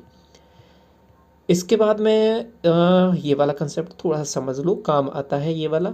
जैसे कि ये कोई आपके पास कोन है, इसको काटा गया है बराबर हाइट से, ठीक है, बराबर यहाँ पे 3 पार्ट में काट दिया, तो इनका एरिया किस रेशियो में होगा, देखो ये आपके पास मान लो टोटल हाइट थी, इसको 1 1 1 3 यूनिट था मान लो टोटल, ठीक है, यहाँ से यहाँ तक 3 यूनिट था, इसको 1 2, ये भी 1, ये 2 और ये 3, ये तीनों बराबर बराबर हैं, इसमें काट दिया। तो पहली इसको देखो, इसको देखा मैंने, इस कोण को, तो ये 1 यूनिट आ गया, इसका मैंने देखा तो ये 2 यूनिट आ गया यहाँ से यहाँ तक, इसका मैंने देखा तो 3 यूनिट आ गया। तो अब वॉल्यूम के टर्म में बात करूँगा तो क्यूब करना पड़ेगा, तो 1 का क्यूब, 2 का क्यूब, 3 का क्यूब, तो ये इतना आ गया। अब देखिए ऊपर वाले का मैं अगर क्यूब वॉल्यूम निकालता हूँ तो 1 यूनिट आ जाएगा, लेकिन दूसरे वाले का निकालूंगा तो यहीं तक ही है ये, तो ऊपर वाला हटा दूंगा इसमें से, तो ऊपर वाला हटाऊंगा तो ये 7 ही बचेगा। ऐसे ही इसका मैं तीसरे का निकालना है तो ऊपर के ये दोनों हटा दूंगा, तो मतलब इन दोनों को हटा दूंगा तो कितना हटाऊंगा इसमें से, या फिर ऐसे भी कह सकता हूँ कि इस कंप्लीट को हटा दूंगा तो 8 हटा दूंगा इसमें से, ठीक है। तो 19 हटा दो, 19 में 27 में से ये 8 हटाओगे तो 19 बच जाएगा, तो ऐसे भी निकाल सकते हो ये। तो ये 1:7:19 का आपके पास वॉल्यूम होता है ये, इन तीनों का, ये पूछा गया है एग्जाम्स में आपके, तो ये थोड़ा सा ध्यान रख लेना है। इसके बाद में अभी मैं फर्स्ट में बता रहा था आपको, वॉल्यूम याद रखना आसान है, थोड़ा सा काम का भी है, और ये भूल जाते हो आप थोड़ा सा, इसको ध्यान से समझो कैसे याद रखना है। πh/3, ठीक है, 1/3 तो आएगा ही, मैंने अभी बताया था, तो πh/3 इतना हो गया, मल्टीप्लाई में r² plus r² plus r/r, ये जो r/r है ना, ये वाली टर्म थोड़ी सी ध्यान रखनी, क्योंकि ये भूल जाते हो, ये कन्फ्यूजन में हो जाता है। तो क्या हो जाएगा, πh/3 इंटू r² कैपिटल का और स्मॉल का r² plus capital into small r, ये ध्यान रखना है, ठीक है। ये वॉल्यूम हो जाएगा इसका। Curve surface area πr plus r into L, total surface area πr into r plus L, इसमें ये वाली टर्म ऐड हो जाएगी। देखो अभी कोन था आपके पास, कोन में टॉप केवल एक पॉइंट था तो उसका ऐड नहीं किया था, केवल बॉटम का ऐड किया था πr², लेकिन इसमें ऊपर एक और सर्किल है, नीचे भी एक सर्किल है, दोनों का ऐड किया πr² πr², स्मॉल वाला भी और बड़े वाला भी, ठीक है, इसलिए ये दोनों ऐड किया है। स्पेयर कंप्लीट 4πr² हो जाएगा, 4/3 πr² हो जाएगा इसका वॉल्यूम, और इधर इसका कर्व सरफेस एरिया 2πr²। इसमें क्या है कि कभी कभी आपसे ये ऐसे टर्म बोल देता है कि हेमी स्फीयर तो है लेकिन साथ साथ उसका टोटल सरफेस एरिया निकालना है। टोटल जब बोल दे तो आपको 3πr² लगाना है फॉर्मूला, ठीक है, 3πr²। अगर टोटल ऐसे बोल दे कि कर्व सरफेस एरिया तो केवल 2πr², तो ये थोड़ा सा फर्क है, 2πr², 3πr²। इसके साथ साथ वॉल्यूम 2/3πr³ हो जाएगा। कभी कभी ये भी दे देता है कि कोई स्पेयर है उसको काटा गया है, एक कट लगाया गया है उसमें, तो कितना एरिया उसका बढ़ जाता है। एक कट लगाने पर हमेशा ध्यान रखना कि 2πr² का एरिया है वो आपके पास यहाँ पे क्या हो जाता है, बढ़ जाता है, ठीक है, एक कट लगाने पर, पहले कट लगाने पर। तो देखो ऊपर भी 3πr² बन गया था और नीचे भी 3πr² बन गया था, तो 6πr² बन गया। तो एक कट लगाने पर आपके पास 2πr² का एरिया है वो बढ़ गया। दो कट लगाने पर दो दूनी चार, 4πr² का बढ़ जाएगा, ठीक है। तो इस तरीके से याद रख सकते हो, ये पूछ जाता है एग्जाम में कभी कभी, तो ऐसे भी आपको ये चीज़ पता होनी चाहिए। ये आप कर लोगे ये वाला क्वेश्चन, इसका आप कमेंट सेक्शन में बता सकते हो इसका आंसर। देखो आपको दे रखा है कि शीशे के घन से एक क्यूब है उसको पिघलाया गया है और उससे स्फेयर बनाया गया है। तो स्फेयर की आपको क्या दे रखी है, स्फेयर का नहीं दिया है आपको, आपको दे रखा है एक क्यूब है, क्यूब की आपको 77, मतलब कोई क्यूब है, ये बड़ा वाला क्यूब था कोई, इसको इसकी साइड दे रखी है 77, इसको पिघलाया गया है, इससे इस छोटे छोटे गोलियां बनाई गई हैं, कितने 7 सेंटीमीटर इसका डायमीटर है। तो रेडियस क्या हो जाएगा 7/2, 7/2 रेडियस के छोटे छोटे स्फेयर बनाए गए हैं। तो कितने बनेंगे, तो क्या करना है, कुछ नहीं करना, वॉल्यूम इक्वल करना है, ए क्यूब बराबर 4/3πr³ के इक्वल कर देना है। मान लो n गोलियां बनेंगी तो n की वैल्यू ही निकालनी है, तो सिंपल n की वैल्यू निकाल लोगे आप, वॉल्यूम को वॉल्यूम के इक्वल कर देना है। पिरामिड, पिरामिड में मैंने अभी बताया था कि वॉल्यूम में हमेशा 1/3 टर्म आएगी, देखो 1/3 टर्म है। अब इसमें ध्यान ये रखना है कि इसको थोड़ा सा विजुअलाइजेशन थोड़ा सा क्लियर होना चाहिए, क्योंकि इसमें 3D में होती हैं चीज़ें। तो पिरामिड का क्या है कि पॉइंट रहेगा एक ऊपर, उससे आपने जैसे कि मान लो ये पिरामिड का बेस क्या है उस पर डिपेंड करता है, मेन इंपॉर्टेंट। अगर बेस इसका ट्राइंगल है नीचे, ठीक है, ट्राइंगल है तो इस तरीके का पिरामिड बन जाएगा। अगर आपका बेस आपके पास नीचे कोई क्यूब भी आपका एक स्क्वायर भी हो सकता है बेस, ठीक है, बेस अगर स्क्वायर है तो फिर उस हिसाब से चीज़ें चलेंगी अलग तरीके से। बेस कुछ भी हो सकता है, जैसे कि मैंने यहाँ पे, अब इसमें टर्मिनोलॉजी समझिए क्या क्या है। इसके ये यहाँ से बिल्कुल मिड में ये जो खींची गई ये लाइन, ये इसकी हाइट होती है, पिरामिड की हाइट बोलते हैं इसको। अब इसमें ये कंप्लीट है ना, ये इसकी देखो ये बिल्कुल सामने है आपके, ये हो जाएगा आपके पास, ये वाली है ना, ये आपके पास स्लांट एज होती है इसकी, slant as, slant as per ही यहाँ पे ये जो बनाई गई है ये इसको स्लांट हाइट बोलते हैं। इसको मैंने अगर ओपन कर दूँ इसको, जैसे मैंने इसको खोल दिया, इसको खोला है तो मैंने ये बनता है मेरे पास, ठीक है, इसको यदि मैं खोलता हूँ तो ये बनता है, ये आपके पास ट्राइंगल है, इसको मैंने ओपन किया तो ये स्लांट एज हो गया, ये इसकी स्लांट हाइट हो गई, ठीक है, और ये आपके पास अंदर बन गया, इसकी साइड है ये ए हो जाएगी। इसके अंदर एक सर्किल बनता है उसको इन रेडियस बोलता हूँ, और उसकी जो रेडियस है वो इन रेडियस हो जाएगी, ठीक है, ऐसे निकाला जाता है ये। अब इसमें रिलेशन क्या क्या होता है वो आपको ध्यान रखना है, जैसे कि इसमें मैं बात करता हूँ, जो स्लांट हाइट है, स्लांट हाइट जो है आपके पास कौन सी है, आप कहोगे स्लांट हाइट ये वाली है, स्लांट हाइट ये वाली है, और इसका और यहाँ पे एक रिलेशन बनेगा, ठीक है, ये वाला रिलेशन, ये वाला, और एक हाइट में, और ये स्लांट हाइट का स्क्वायर, हमेशा स्लांट हाइट है वो आपका एक हाइपोटेन्यूज की तरह काम करेगी, मतलब ऐसे, इसको मैं ऐसे लिख देता हूँ, ये स्लांट हाइट हो जाएगी, ये आपके पास हाइट हो जाएगी, ये आपके पास रेडियस हो जाएगी। रेडियस कौन सी है, इन रेडियस इसकी। तो ये आपके अपने आप में ट्रिपलेट में होंगी, या फिर ऐसे बोल दो ये राइट एंगल ट्राइंगल की साइड होंगी। तो ये हमेशा ध्यान रखना, स्लांट हाइट का स्क्वायर बराबर h² + r²। तो ये इसमें आपको कोई एक दो दे रखी होती है, तीसरी आपको निकालनी पड़ेगी सॉल्व करने के लिए। कभी कभी स्लांट एज दे देता है, तो स्लांट एज क्या हो जाएगा आपके पास, कैसे निकालोगे स्लांट एज को, स्लांट एज को ऐसे निकालोगे, देखो आपके पास ये वाली वैल्यू है, ये वाली वैल्यू, ठीक है, तो आपने स्लांट हाइट निकाल ली है, स्लांट हाइट निकाल ली, तो ये यहाँ पर ये कंप्लीट ए था, ये a/2 हो जाएगा। तो ये भी एक ट्रिपलेट ट्राइंगल बन गया, इसमें स्लांट एज ये है, स्लांट हाइट ये है, और आपके पास ये a/2 हो जाएगा। तो इसमें लगा दिया दोबारा, तो यहाँ से ये निकाल लिया। तो इस तरीके से है, आपके पास ये ज्योमेट्री क्लियर है तो आप कुछ भी करके निकाल लोगे। इसमें बातें समझ में आ गई कौन सी क्या चीज़ है ये पिरामिड में। साथ में लेटरल सरफेस एरिया क्या हो जाएगा, 1/2 perimeter of base into slant height. Total surface area क्या हो जाएगा, lateral surface area plus area of base, और इसका वॉल्यूम क्या हो जाएगा 1/3 area of base into height. ये हाइट कौन सी है, ये हाइट वही वाली है, इसकी पिरामिड की हाइट है ये, ठीक है। इसके बाद में आगे बढ़े थोड़ा सा, ये देखिए ये सवाल क्या है, देखिए इसमें आपसे ऐसे देता है कि ये कोई ए पॉइंट है, ये कोई बी पॉइंट है। ए पॉइंट से कोई ट्रेन चलती है, कोई आदमी, कोई व्यक्ति, कुछ भी चलता है, और ये इधर से बी से भी चलता है। दोनों बीच में मिलते हैं कहीं इस पे पॉइंट पे, बीच में मिड में, ये मीटिंग पॉइंट है इनका। यहाँ पे मिलने के बाद में ये T1 टाइम लगाता है यहाँ पे पहुँचने में, और ये T2 टाइम लगाता है यहाँ पे पहुँचने में। ये T1 और T2 टाइम है ना, ये मिलने के बाद का टाइम है, ठीक है। कौन सा टाइम है ये? मिलने के बाद का टाइम है। तो आपको इनकी स्पीड का रिलेशन पूछता है सवाल में। तो आप जब देखोगे प्रीवियस ईयर के सवाल, और अभी CGL में पूछा गया है, CGL की 2 तारीख की 4 सितंबर पूछा गया है, बहुत सारे कई बार पूछा गया है इसमें, इस रिलेशन पे। तो ध्यान रखना है इसमें जो स्पीड का जो रेशियो होता है S1/S2 बराबर होता है वो अंडर रूट में T2/T1 होता है। टाइम का उल्टा कर देना है और अंडर रूट भी लेना है, ठीक है।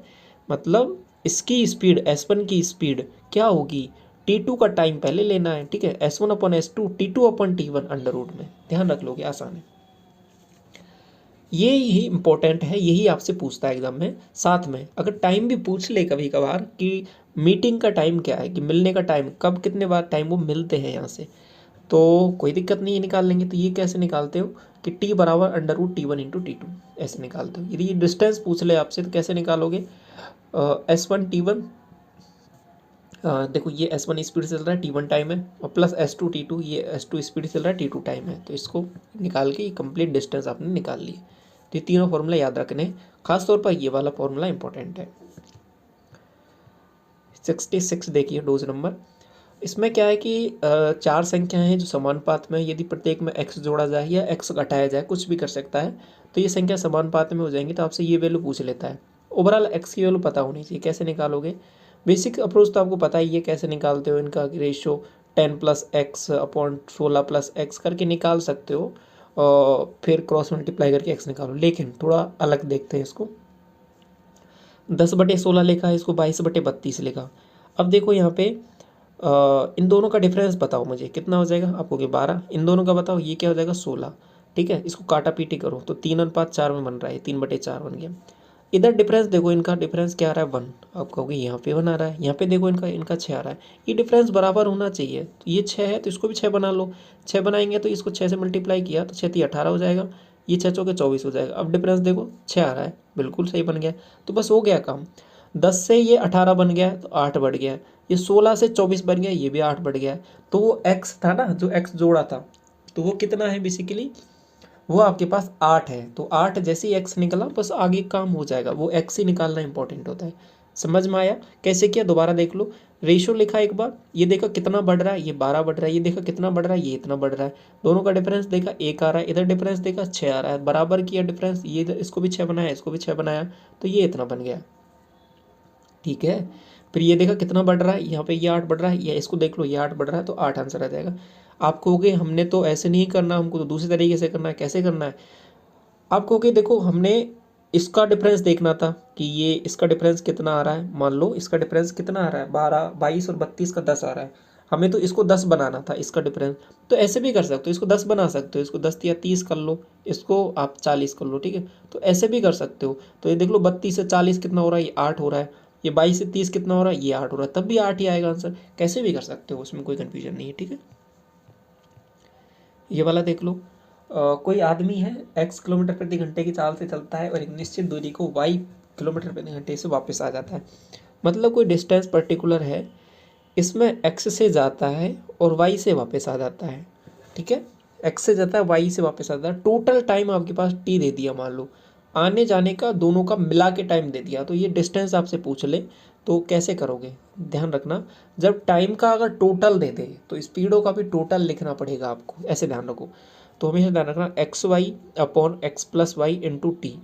ये ऐसे सवाल दिया रहता है जैसे एक कोई छात्र है, कोई स्टूडेंट है, घर से स्कूल जाता है इतने की स्पीड से और वापस आता है इतने की स्पीड से, टोटल टाइम इतना लगता है। तो डिस्टेंस तो सेम है, तो घर से स्कूल की डिस्टेंस पूछ लेते हैं आपसे। तो कैसे करोगे? दोनों का मल्टीप्लाई डिवाइड बाई दोनों का टोटल इंटू टाइम का टोटल। अगर आपसे सवाल थोड़ा सा घुमा दे, कैसे कि आपसे ये दे दे कि इस बार टाइम कि पहले का टाइम बाद के टाइम से इतना ज़्यादा लगता, अधिक लगता है, टाइम का डिफरेंस दे दे, कहने का मतलब है टी दे दे, टी दे दे, टाइम का डिफरेंस दे दे, ठीक है, टी डी मतलब टाइम का डिफरेंस टी डी दे दे, तो फिर क्या हो जाएगा, तो स्पीड का डिफरेंस ले लेंगे, कुछ नहीं। तो वही चीज़ दे रखी है, देखो एक आदमी x किलोमीटर घंटे से जाता है और y किलोमीटर घंटे से वापस आता है, t टाइम अधिक लेता है, तो दूरी पता करनी है आपको। तो क्या हो जाएगा, X Y upon X minus Y बराबर टाइम का डिफरेंस। बात समझ में आई, कोई कन्फ्यूजन नहीं है। वही चीज़ यहाँ पे दोबारा लिखी हुई है कि ये d डिस्टेंस है, x से जाता है y से जाता है, टी डी क्या है, टाइम का डिफरेंस, टी टी क्या है, टोटल टाइम। तो निकाला कैसे है, इसका डेरिवेशन क्या हुआ है, सिंपल कुछ नहीं, D Y X D Y Y बराबर टी डी, तो वो निकाल के ये वाला फॉर्मूला आ गया आपके पास डिफरेंस वाला, x y upon y minus x t d और x y upon x plus y t t. ठीक है, याद रख लो डायरेक्ट फार्मूला। ये हम जब क्वेश्चन करते हैं ना तो मैं बताता हूँ, डायरेक्ट बता देता हूँ आपको, बाकी वहाँ पे भी मैं आपको बताता हूँ एक्सप्लेन करके, और कई बार मैं ये भी कह देता हूँ कि हम पहले ही पढ़ चुके हैं, तो वही चीज़ मैं यहीं से बता रहा होता हूँ कि ये वाला फॉर्मूला देखो हमने रिवीजन सीट में पढ़ा था, तो वो यही सब चीज़ें हैं।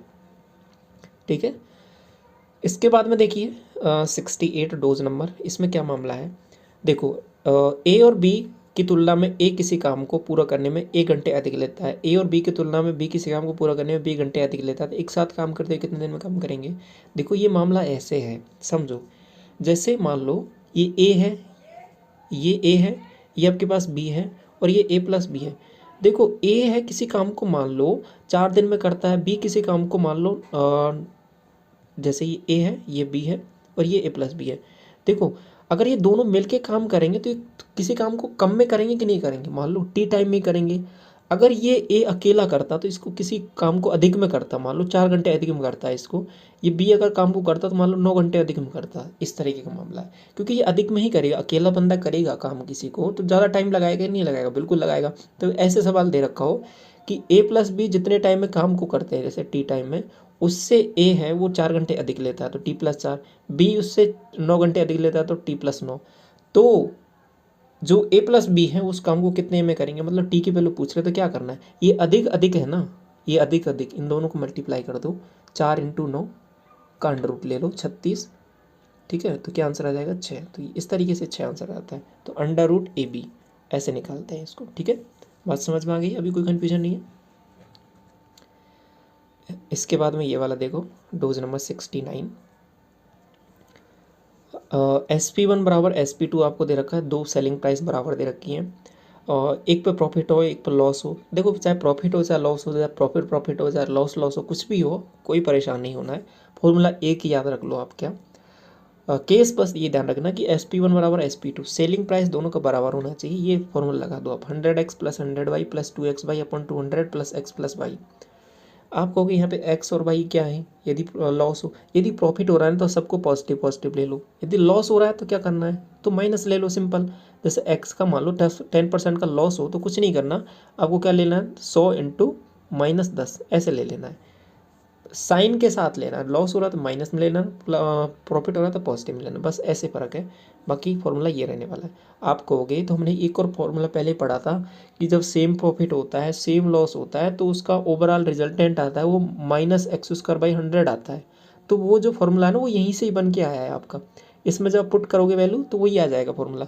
जैसे कि 20% का प्रॉफिट हो रहा है, 20% का लॉस हो रहा है, तो नेट आपसे पूछ ले तो नेट आपका -4% आएगा, इसमें रखोगे तो भी आंसर आएगा, या फिर डायरेक्ट सॉल्व कर लो, याद रख लो -x²/100 का होता है कब, जब सेम प्रॉफिट सेम लॉस हो, तो हमेशा लॉस होता है, रिजल्टेंट नेगेटिव में x²/100। तो यहाँ पे इसका स्क्वायर किया 400/100, तो क्या आ जाएगा -4%। ठीक है, समझ में आ रहा है ये सभी कंसेप्ट, क्या क्या मामला चल रहा है।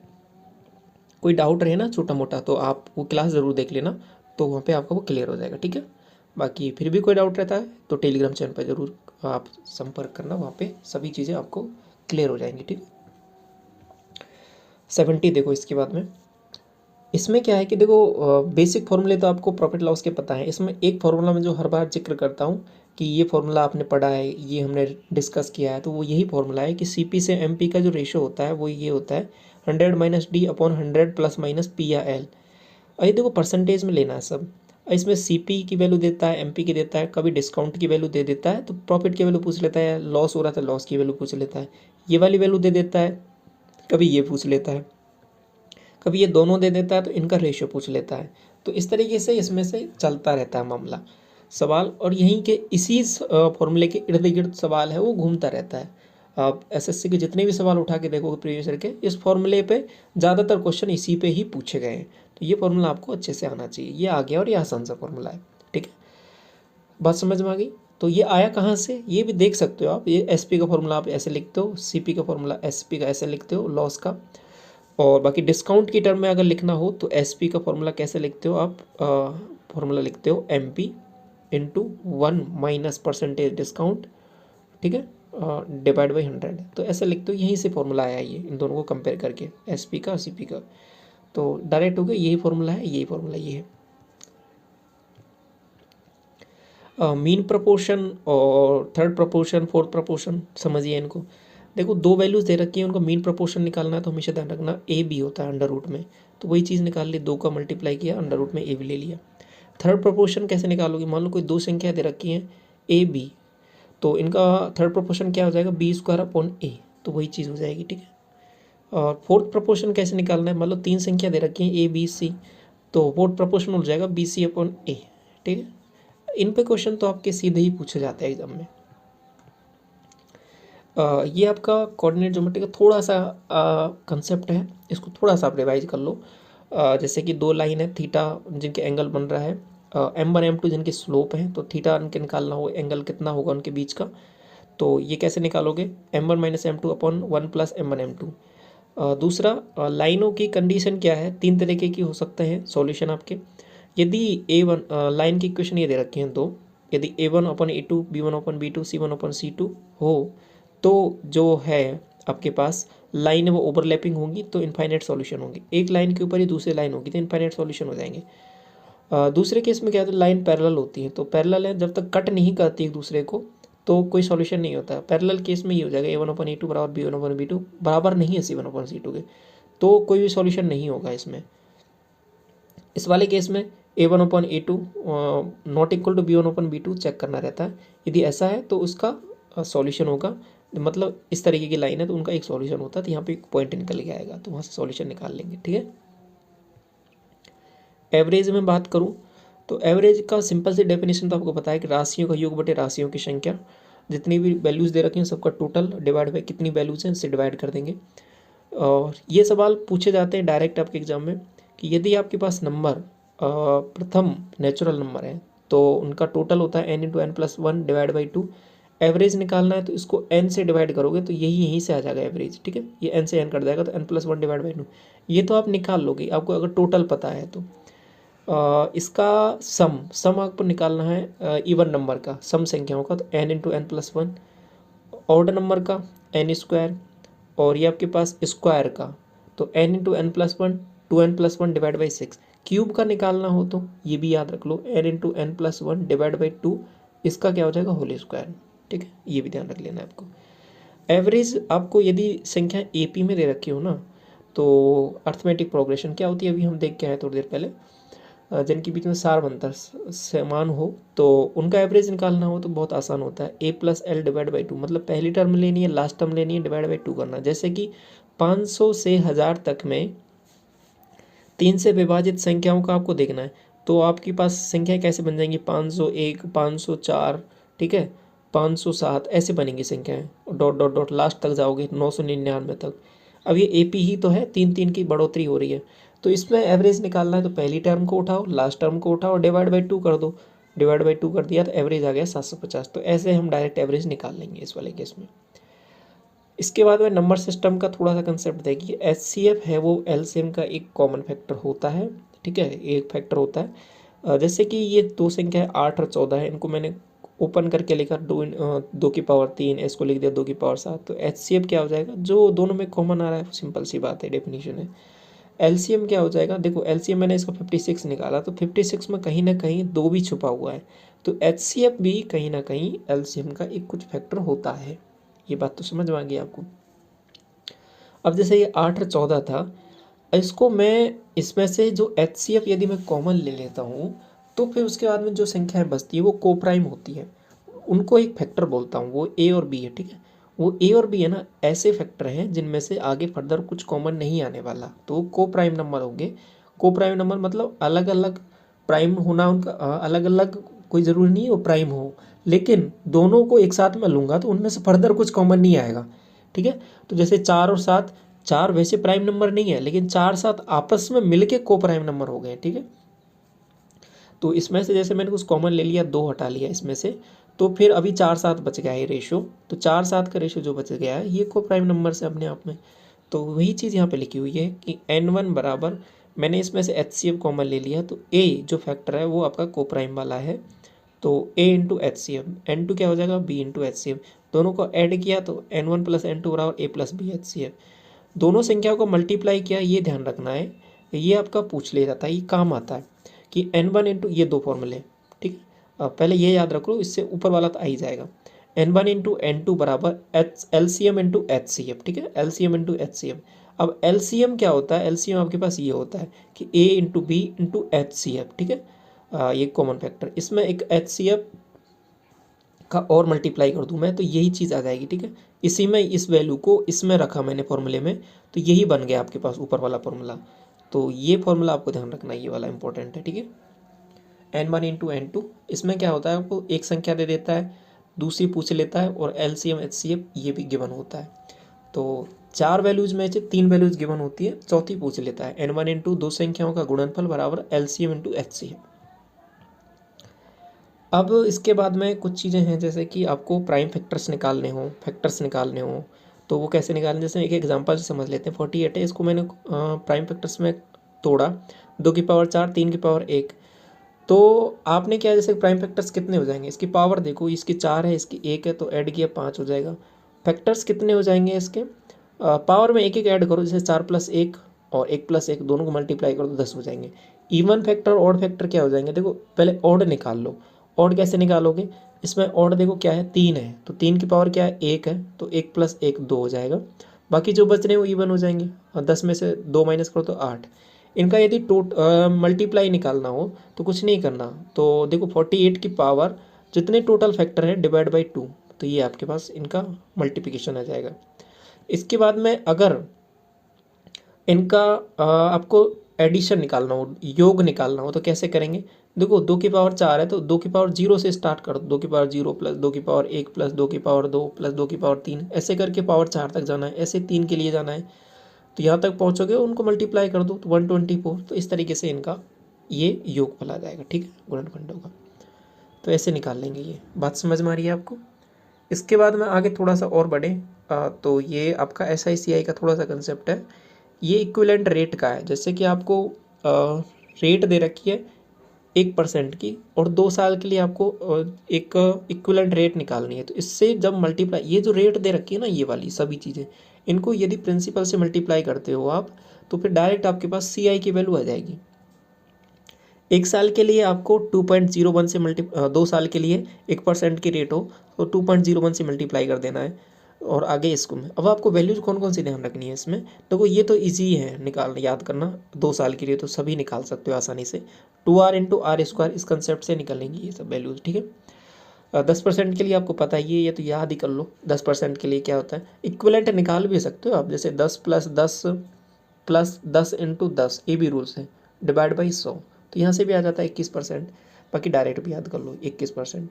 साथ में 10% के लिए पूरी वैल्यू याद रख लो, और 5% के लिए कौन कौन सी याद करनी, और वो मैं आपको बता देता हूँ, जैसे कि 5% के लिए और कौन कौन सी है। 5% के लिए आप यहाँ तक याद कर लो। ठीक है, ये काम आती है सब। तो 10% के लिए हो जाएगा, 10% के लिए 2 साल के लिए 21%, 3 साल के लिए 33.1, 4 साल के लिए 46.41। दूसरा 5% के लिए 10.25, 3 साल के लिए क्या हो जाएगा 15.7625, ये भी ध्यान रख लेना है। इसको जब डायरेक्ट मल्टीप्लाई करोगे प्रिंसिपल से तो आपके पास क्या आ जाता है, CI की वैल्यू आ जाती है।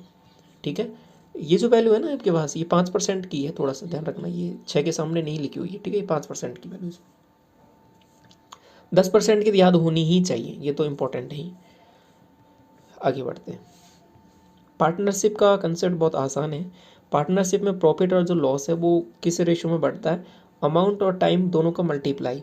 मतलब जितने ज़्यादा टाइम के लिए जितना ज़्यादा अमाउंट लगाया है उतना ही पैसा आपको मिलेगा प्रॉफिट के रूप में या लॉस के रूप में, ठीक है। अब देखो इस वाले केस में टाइम तो सेम है लेकिन अमाउंट अलग अलग है, तो अमाउंट के रेशियो में बांट देंगे प्रॉफिट लॉस को। दूसरे वाले केस में अमाउंट आपके पास सेम है, टाइम अलग अलग है, तो टाइम के हिसाब से बांट देंगे। तीसरे वाले केस में अमाउंट भी अलग अलग है, टाइम भी अलग अलग है, दोनों के मल्टीप्लाई के रेशियो में बांट देंगे। तो ये तो ओवरऑल है ही, ठीक है। इसके बाद में कोऑर्डिनेट ज्योमेट्री से प्रीवियस ईयर में क्वेश्चन पूछे गए हैं आपके, मैंने आपके साथ टेलीग्राम चैनल पे भी शेयर किया था, आज याद करो आप। तो उसमें आपसे मैंने क्वाड्रिलेटर का एक फॉर्मूला शेयर किया था क्वेश्चन, उसमें उसको दो ट्राइंगल्स में आप तोड़ोगे, ठीक है। ये क्वाड्रिलेटर के चारों ये वर्टेक्स दे रखे थे, तो आप इसका कैसे निकालोगे, इसको एक डायगोनल यहाँ पे ड्रॉ करोगे तो ये दो ट्राइंगल में टूट जाएगा, एक ट्राइंगल और दो, तो दोनों का आप निकाल लोगे इजीली और दोनों को ऐड कर दोगे तो वहाँ से निकल जाएगा।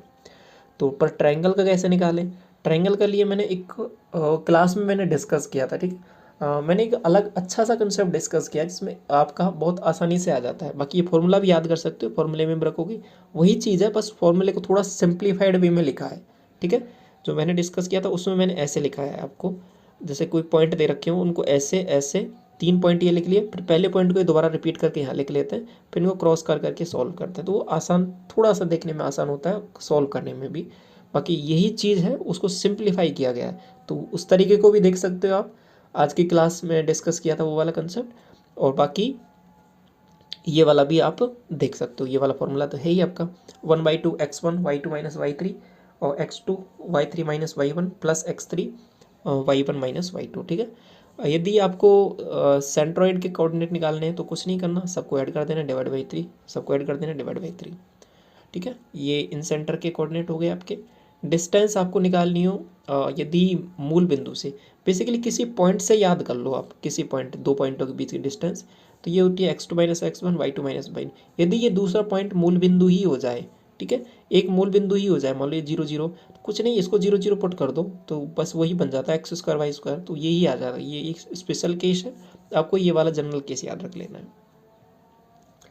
ठीक है। ये किसी रेशो में यदि इसको काटता है, ये दो पॉइंट है, इसको m रेशो n में काटता है, तो इस पॉइंट के आपको निकालने हो तो x पर और क्या हो जाएगा mx2 plus nx1 upon m plus n।